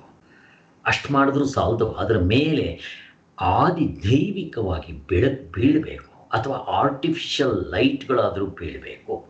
ಇಷ್ಟಿದ್ರೇ ಜ್ಞಾನ ಆಗೋದು ಅಲ್ವಾ? ಅದೆಲ್ಲ ಗೊತ್ತಿದೆ ನಮಗೆ. ಅದರಿಂದ ನಾವು ಅರಿಬೇಕಾದ್ರೆ ಇಂದ್ರಿಯಗಳು, ಅಂತಃಕರಣ ಅನ್ನೋ ಸಾಧನೆಗಳನ್ನ ಉಪಯೋಗಿಸ್ಬೇಕಾಗಿದೆ. ನೇತ್ರೇಂದ್ರಿಯ ಅನ್ನೋ ಕಣ್ಣನ್ನು ಜ್ಞಾನಕ್ಕೋಸ್ಕರ ನಾವು ಅದರ ರೂಪ, ಅದರ ಬಣ್ಣ, ಅದರ ಆಕಾರ ತಿಳ್ಕೊಳ್ಳೋದಕ್ಕೆ ಉಪಯೋಗಿಸ್ಬೇಕಾಗತ್ತೆ. ಹೀಗೆ ಆಗಲೇ ನಮ್ಗೆ ಅದರ ಜ್ಞಾನ ಆಗತ್ತೆ, ಅಥವಾ ಜ್ಞಪ್ತಿ, ಅರಿವು ಅಂತಾರೆ. ಇವು ಸಂಸ್ಕೃತ ಪದಗಳು. ಸ್ವಲ್ಪ ತಿಳ್ಕೊಂಡಿದ್ರೆ ಎಲ್ಲ ಒಂದೇ. ಜ್ಞಾನ ಅಥವಾ ಜ್ಞಪ್ತಿ ಅಂದರೆ ಅರಿವು ಉಂಟಾಗುತ್ತೆ. ಇವು ವ್ಯವಹಾರದಲ್ಲಾಗೋದು. ಹೀಗೆ ಜ್ಞಾತೃ ಜ್ಞಾನ ಜ್ಞೇಯ ಅನ್ನೋ ವಿಂಗಡ ಇಲ್ಲದೆ ನಮಗೆ ಎಚ್ಚರದಲ್ಲಾಗಲಿ ಕನಸಿನಲ್ಲಾಗಲಿ ಯಾವ ಜ್ಞಾನವೂ ಆಗೋದಿಲ್ಲ. ಅದಕ್ಕೆ ಇದು ತ್ರಿಪುಟಿ, ವ್ಯವಹಾರ ಹಿಂಗೆಲ್ಲ ಹೇಳ್ತಾರೆ. ಕೆಲವು ವೇಳೆ ಹೊರಗಿನ ವಸ್ತುಗಳು ಅರಿವಿಗೆ ವಿಷಯವಾಗಿರುವು, ಕೆಲವು ವೇಳೆ ಒಳಗಿನ ಸುಖ ದುಃಖ ಜ್ಞಾನಗಳೇ ವಿಷಯಗಳಾಗಿರುತ್ತವೆ. ಇಲ್ಲಿ ನಮಗೆ ಸ್ವಲ್ಪ ಕ್ಲಿಯರ್ ಮಾಡ್ಕೊಳ್ಳೋಕ್ಕೆ ಡೌಟ್ ಬರಬಾರ್ದು ಅಂತ. ಈಗ ವಸ್ತು ಹೊರಗಡೆ ಇದೆ, ನಾನಿದ್ದೇನೆ ಇಲ್ಲಿ, ನೀವು ನನ್ನ ಕಣ್ಣಿಂದ ನೋಡ್ತಾ ಇದ್ದೀರಾ. ಸೊ ಅಲ್ಲಿಗೆ ನಾನು ಜ್ಞೇಯ, ನೀವು ಜ್ಞಾತೃ. ನನ್ನ ನೀವು ನೋಡಿದ ತಕ್ಷಣ ನಾನು ಡಾಕ್ಟ್ರ್ ಇದ್ದಾರೆ ಅಂತ ಗೊತ್ತಾಯಿತು. ಅಲ್ಲಿ ಮಧ್ಯದಲ್ಲಿ ಒಂದು ಕ್ರಿಯೆ ಆಯಿತು, ಒಂದು ಕೆಲಸ ಆಯಿತು, ಒಂದು ವ್ಯವಹಾರ ಆಯಿತು. ಓಹೋ, ಡಾಕ್ಟ್ರ್ ಇದ್ದಾರೆ ಅನ್ನೋ ಅನುಭವ, ಜ್ಞಾನ ಆಯ್ತಲ್ಲ, ಅದನ್ನು ಜ್ಞಾನ. ಅಲ್ಲಿಗೆ ಅದು ಯಾರ ಜ್ಞಾನ ಆಯಿತು ಅವರು ಜ್ಞಾತೃ, ನಾನು ಜ್ಞೇಯ ಆಬ್ಜೆಕ್ಟ್, ನೀವು ಸಬ್ಜೆಕ್ಟ್, ಮಧ್ಯದಲ್ಲಿ ಕ್ರಿಯೆ, ಅದು ಜ್ಞಾನ ಅಂತ ಹೇಳ್ತೀವಿ. ಈಗ ವಸ್ತು ಇಲ್ಲಪ್ಪ ಹಂಗೆ ಆದರೆ, ಉದಾಹರಣೆಗೆ ನನ್ನ ಮನಸ್ಸಿನಲ್ಲಿ ಸುಖ ದುಃಖ ವಸ್ತು ಇಲ್ಲ, ಯಾವಾಗಲೂ ಅದು ಆಗಿರೋದನ್ನು ನೆನೆಸ್ಕೊತೀನಿ, ಏನೋ ಮಾಡ್ಕೊತೀನಿ. ಈಗ ಅಲ್ಲಿ ಯಾವುದೂ ಇಲ್ಲ. ಆದರೂ ಕೂಡ ಈಗ ಫಾರ್ ಎಕ್ಸಾಂಪಲ್ ಕರೋನಾ, ನಮಗೇನು ಅಟ್ಯಾಕ್ ಆಗಿಲ್ಲ, ಆ ವಸ್ತು ಇಲ್ಲ, ಇಲ್ಲಿ ನಮ್ಮ ಹತ್ರ ಇಲ್ಲವೇ ಇಲ್ಲ. ಅಕಸ್ಮಾತ್ ನನಗೆ ಕರೋನಾ ಬಂದರೆ ಸತ್ತೋಗ್ತೀನಿ ಅನ್ನೋ ಒಂದು ಭಯ ಬರುತ್ತಲ್ವ. ಈ ಭಯ, ಸುಖ ದುಃಖ, ವಸ್ತು ಇಲ್ಲ ಆದರೂ ಕೂಡ ಅಲ್ಲಿ ನನಗೆ ಭಯ ಬರ್ತಾ ಇದೆಯಲ್ವ, ಅಲ್ಲೂ ತ್ರಿಪುಟಿ ಇದೆ ಅಂತ ಹೇಳ್ತಾ ಇದ್ದಾರೆ ಅಷ್ಟೇ, ಮತ್ತೇನೇನಿಲ್ಲ. ಅಲ್ಲಿಗೇನಾಯಿತು, ಅದು ಪ್ರತ್ಯಯ ರೂಪದಲ್ಲಿ ನಮ್ಮ ಅಂತಃಕರಣದಲ್ಲಿದೆ. ಅಲ್ಲಿ ಏನಾಯಿತು, ಆ ಸುಖ ದುಃಖ ಅನ್ನೋದೇ ವಿಷಯ, ಅದು ಎಲ್ಲಿದೆ, ಅಂತಃಕರಣದಲ್ಲಿದೆ. ಯಾರಿಗಾಯಿತು, ನನಗಾಯಿತು. ಅದರಿಂದ ಏನಾಯಿತು, ಫಲ ಭಯ ಬಂತು. ಅದೇ ರೀತಿ ಒಂದು ಸುಖ ಆಯಿತು ಅಂತ ಇಟ್ಕೊಳ್ರಿ, ಆವಾಗ ಆ ಸುಖನೂ ಕೂಡ ಹಾಗೆ ಆಗತ್ತೆ, ಅನುಭವಿಸ್ತೀವಿ ನಾವು. ಅದರಿಂದ ಕೆಲವು ಸಾರಿ ವಸ್ತುಗಳು ಇರಬಹುದು, ಕೆಲವು ಸಾರಿ ವಸ್ತುಗಳು ಇಲ್ಲದೆ ನಮಗೆ ಅಂತಃಕರಣದಲ್ಲಿ ಆಗ್ಬೋದು. ಇದಕ್ಕೆ ದ್ವಂದ್ವಗಳು ಅಂತಾರೆ. ಇವನ್ನ ಆಗಮೋಪಾಯಿಗಳು ಅಂತ 2ನೇ ಅಧ್ಯಾಯದಲ್ಲಿ ಹೇಳಿದ್ರು. ಸೊ ಸುಖ ದುಃಖ, ಶೋಕ ಮೋಹ, ರಾಗ ದ್ವೇಷ, ಲಾಭ ನಷ್ಟ, ಜಯ ಅಪಜಯ, ಅಪ್ ಅಂಡ್ ಡೌನ್, ಹೀಗೆಲ್ಲ ಹೇಳ್ತಾ ಇರ್ತೀವಿ. ವಸ್ತುಗಳು ಏನಿರೋದಿಲ್ಲ ಅಲ್ಲಿ, ಹಾಗೆ ತಗೋಬೇಕಾಗುತ್ತೆ. ಸೊ ಒಟ್ಟಿನಲ್ಲಿ ತ್ರಿಪುಟಿನೇ, ಕನಸಾಗಲಿ ಎಚ್ಚರದಲ್ಲಾಗಲಿ ಅಂತ ಹೇಳ್ತಾ ಇದ್ದಾರೆ ಅಷ್ಟೇ. ಈಗ ಒಂದು ವಿಚಾರ, ಎಚ್ಚರದಲ್ಲಿರುವ ಹೊರಗಿನ ವಿಷಯಗಳನ್ನು ಇಂದ್ರಿಯಗಳ ಮೂಲಕವೂ, ಇಂದ್ರಿಯಗಳಿಂದಾದ ವಿಷಯ ವೇದನೆಯನ್ನು ಮನಸ್ಸಿನ ಮೂಲಕವೂ ಅರಿಯುವಂತೆ ನಾವು ಮನಸ್ಸಿನಿಂದ ಒಡಗೂಡಿದ ಇಡೀ ಅವಸ್ಥೆಯನ್ನು ಯಾತರ ಸಹಾಯದಿಂದ ಅರಿತೀವಿ ಅಂತ. ಈಗ ಒಂದೊಂದ್ಸಾರಿ ವಸ್ತು ಹೊರಗಡೆ ಇರುತ್ತೆ, ನಾನು ಕಣ್ಣುಗಳಿಂದ ನೋಡಿ ಆ ಅಂತಃಕರಣದಲ್ಲಿ ನಾನು ಅಹಂಕಾರ ತಿಳ್ಕೊತಾನೆ. ಈಗ ವಸ್ತು ಇಲ್ಲಪ್ಪ, ನಾನು ಮನಸ್ಸಿನಲ್ಲೇ ವೇದನೆಗಳಾಗ್ಬೋದು, ಸುಖ ಆಗ್ಬೋದು, ದುಃಖ ಆಗ್ಬೋದು, ಆಗತ್ತೆ. ನಾನು ಅದನ್ನು ಅನುಭವಿಸ್ತೀನಿ. ಇವು ಅನುಭವಿಸಿದಾಗ ಇವಿಷ್ಟನ್ನು ಉಂಡೆಯಾಗಿ ನಾನು ನೋಡ್ತೀನಲ್ಲ, ಅದನ್ನು ಹೇಳ್ತಾ ಇದ್ದಾರೆ. ನಮ್ಮ ಮನಸ್ಸಿನಿಂದ ಇಡೀ ಅವಸ್ಥೆಯನ್ನು ಯಾತರ ಸಹಾಯದಿಂದ ಅರಿತೀವಿ ಅಂದರೆ ಸಾಕ್ಷಿಯ ಸಹಾಯದಿಂದನೇ ಅರಿಯೋದು. ಇದನ್ನು ಅರಿಯುವುದಕ್ಕೆ ನಮಗೆ ಯಾವ ಕಾರಣ ಬೇಕು? ಗಾಢನಿದ್ರೆಯಲ್ಲಿರೋ ಅನುಭವವನ್ನು ನಾವು ಕಂಡುಕೊಳ್ಳೋದಕ್ಕೆ ಅಥವಾ ಸಾಕ್ಷಿನ ಕಂಡುಕೊಳ್ಳೋದಕ್ಕೆ ಏನಾದರೂ ಇನ್ಸ್ಟ್ರೂಮೆಂಟ್ಸ್ ಬೇಕಾ? ಕರ್ಮೇಂದ್ರಿಯಗಳು ಬೇಕಾ? ಜ್ಞಾನೇಂದ್ರಿಯಗಳು ಬೇಕಾ? ಅಂತಃಕರಣ ಬೇಕಾ? 19ರಲ್ಲಿ ಏನಾದರೂ ಉಪಯೋಗಿಸ್ತೀರಾ? ಗಾಢನಿದ್ರೆಯಲ್ಲಿ ನಾನಿದ್ದೀನಿ ಹೆಂಗೆ ಗೊತ್ತಾಯ್ತು ಸ್ವಾಮಿ ನಿಮಗೆ? ಎದ್ದ ಮೇಲೆ ನಾನಿದ್ದೆ ಹೆಂಗೆ ಗೊತ್ತಾಯ್ತು ನಿಮಗೆ? ಕಣ್ಣಿಂದ ನೋಡಿದ್ರಾ? ಅಯ್ಯೋ ಇಲ್ಲ ಸ್ವಾಮಿ. ಕಿವಿಯಿಂದ ಕೇಳಿದ್ರಾ? ಇಲ್ಲ ಸ್ವಾಮಿ. ಸೂರ್ಯನ ಬೆಳಕಿನಲ್ಲಿ ನೋಡಿದ್ರಾ? ಇಲ್ಲ ಸ್ವಾಮಿ. ಹೋಗ್ಲಿ ನಿಮ್ಮ ಮನೆ ಟ್ಯೂಬ್ಲೈಟ್ ಬೆಳಕು ಹಾಕ್ಕೊಂಡಿದ್ರಾ? ಇಲ್ಲ ಸ್ವಾಮಿ. ಹೋಗ್ಲಿ ಚಂದ್ರನ ಬೆಳಕೇನಾದರೂ ಇತ್ತಾ? ಅಮಾವಾಸ್ಯೆ ಬೆಳಕೇನಾದರೂ ಇತ್ತಾ? ಅದು ಇಲ್ಲ ಸ್ವಾಮಿ. ಏನೂ ಇಲ್ಲ. ಏನು ಉಪಯೋಗಿಸಿದ್ರಿ? ಏನು ಉಪಯೋಗಿಸ್ಬೇಕಾಗಿಲ್ಲ. ಉಪಯೋಗಿಸಿದ್ರೆ ಆ ತತ್ವ ತಿಳ್ಕೊಳ್ಳೋಕೆ ಬರೋಲ್ಲ. ಆದರೂ ನಮ್ಗೆ ಅನುಭವ ಆಯಿತೋ ಇಲ್ವೋ, ನಮಗೂ ಅವಸ್ಥೆಗೂ ನಡುವೆ ಮತ್ತೆ ಯಾವುದೂ ಇರೋದಿಲ್ಲ ನೋಡ್ರಿ. ನಾವು ಅವಸ್ಥೆಯನ್ನು ಬಿಟ್ಬಿಟ್ವಿ ಆವಾಗಲೇ.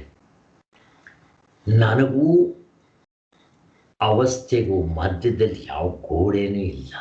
ಇವಾಗ ಎಚ್ಚರ, ಕನಸು. ಸ್ವಾಮಿ, ಎಚ್ಚರದಿಂದ ಕನಸಿಗೆ ಎಷ್ಟು ದೂರ ಆಗುತ್ತೆ ಸ್ವಾಮಿ? ಎಷ್ಟು ಮೈಲಿ ದೂರ ಆಗುತ್ತೆ ಸ್ವಾಮಿ? ನೀವು ಯಾವ ವೆಹಿಕಲ್ನಲ್ಲಿ ಹೋಗ್ತೀರಾ ಸ್ವಾಮಿ? ಕಾರ್ನಲ್ಲಿ ಹೋಗ್ತೀರಾ? ಏರೋಪ್ಲೇನಲ್ಲಿ ಹೋಗ್ತೀರಾ? ಸ್ಕೂಟರ್ನಲ್ಲಿ ಹೋಗ್ತೀರಾ? ಕೇಳಿದ್ರೆ ಏನು ಹೇಳಬೇಕು? ಹೊಂದೋದಿಲ್ಲ. ಹೋಗ್ಲಿ, ನಿದ್ದೆಗೆ ಎಷ್ಟು ದೂರ ಆಗುತ್ತೆ ಸ್ವಾಮಿ? ಹೊಂದೋದಿಲ್ಲ. ಆದ್ದರಿಂದ ಈ ಅವಸ್ಥೆಗಳಿಗೆ ಅಲ್ಲಿ ಪಾರ್ಟಿಷನ್ ಇಲ್ಲ ನೋಡ್ರಿ. ಅವಸ್ಥೆಗಳನ್ನ ಅನಾತ್ಮ ಅಂತ ಕರಿತೀವಿ. ಈ ಅವಸ್ಥೆಗಳಿಗೆ ಪಾರ್ಟಿಷನ್ ಇಲ್ಲ. ಗೋಡೆ ತೋರಿಸಿ ನೋಡೋಣ. ಯಾಕೆ ಗೊತ್ತಾ? ಒಂದು ಅರ್ಥದಲ್ಲಿ ಅವಸ್ಥೆಗಳು ಈ ಪಂಚಭೂತಗಳಿಗಿಂತ ಸೂಕ್ಷ್ಮವಾಗಿದೆ. ಆತ್ಮನ ತುಂಬ ಹತ್ತಿರ ಇದೆ ಅಂತ ಹೇಳ್ಬೋದು. ಆದ್ದರಿಂದ ಈ ಅವಸ್ಥೆಗಳಿಗೆ ಗೋಡೆಗಳಿಲ್ಲ. ಎಚ್ಚರಕ್ಕೂ ಕನಸಕ್ಕೂ ಯಾವ ಗೋಡೆನೂ ಇಲ್ಲ, ಕರ್ಟನೂ ಇಲ್ಲ. ಹಾಗೆ ಫಸ್ಟ್ ಆಫ್ ಆಲ್ ಆ ವಸ್ತುಗಳೇ ಇಲ್ಲ.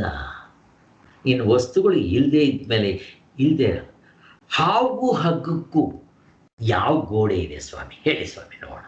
ನಾವು ಇದೊಂದಿಟ್ಕೊಂಡ್ರೆ ಸಾಕು. ಹಾವು ಹಗ್ಗಕ್ಕೆ ಎಷ್ಟು ದೂರ ಇದೆ ಸ್ವಾಮಿ? ಹಾವು ಹಗ್ಗಕ್ಕೆ ಎಷ್ಟು ದೂರ ಇದೆ? ಅಥವಾ ಏನು ಗೋಡೆ ಕಟ್ಟಿದ್ದಾರಲ್ಲಿ? ಚೈನಾ ವಾಲ್ ಏನಾದರೂ ಕಟ್ಟಿದ್ದಾರ? ಏನೇನೂ ಕಟ್ಟಿಲ್ಲ. ಯಾಕೆ ಹೇಳಿ? ಎರಡಿಲ್ಲ ಅಲ್ಲಿ. ಇರೋದು ಒಂದೇ. ತಪ್ಪಾಗಿ ನಾನು ಹಾವು ಮಾಡ್ಕೊಂಡಿದ್ದೀನಿ.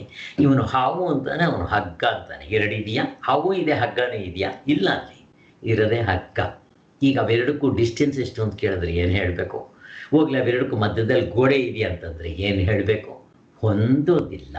ಹಾಗೆಯೇ ನನಗೂ ಅವಸ್ಥೆಗಳಿಗೂ ಗೋಡೆ ಇಲ್ಲ.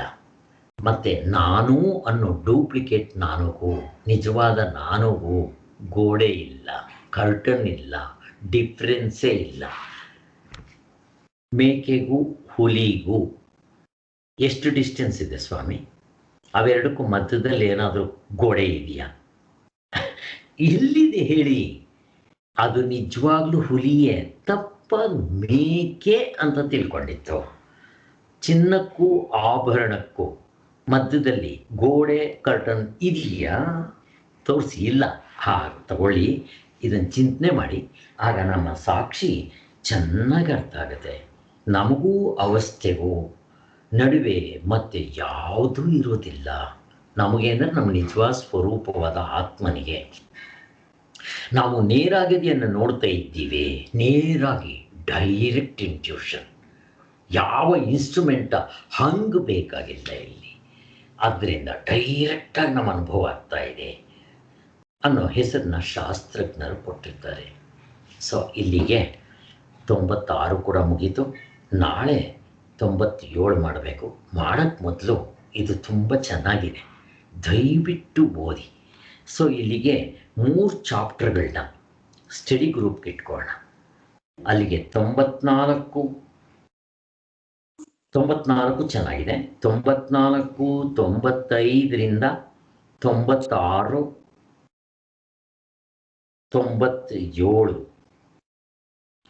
97 ಇನ್ನೂ ಮಾಡಿಲ್ಲ. ಅಷ್ಟು ಮಾತ್ರ ಮಾಡ್ಕೊಳ್ಳಿ ಸಾಕು. ತ್ರಿಪುಟಿ ಅವಷ್ಟು ಮಾಡಬೇಕು.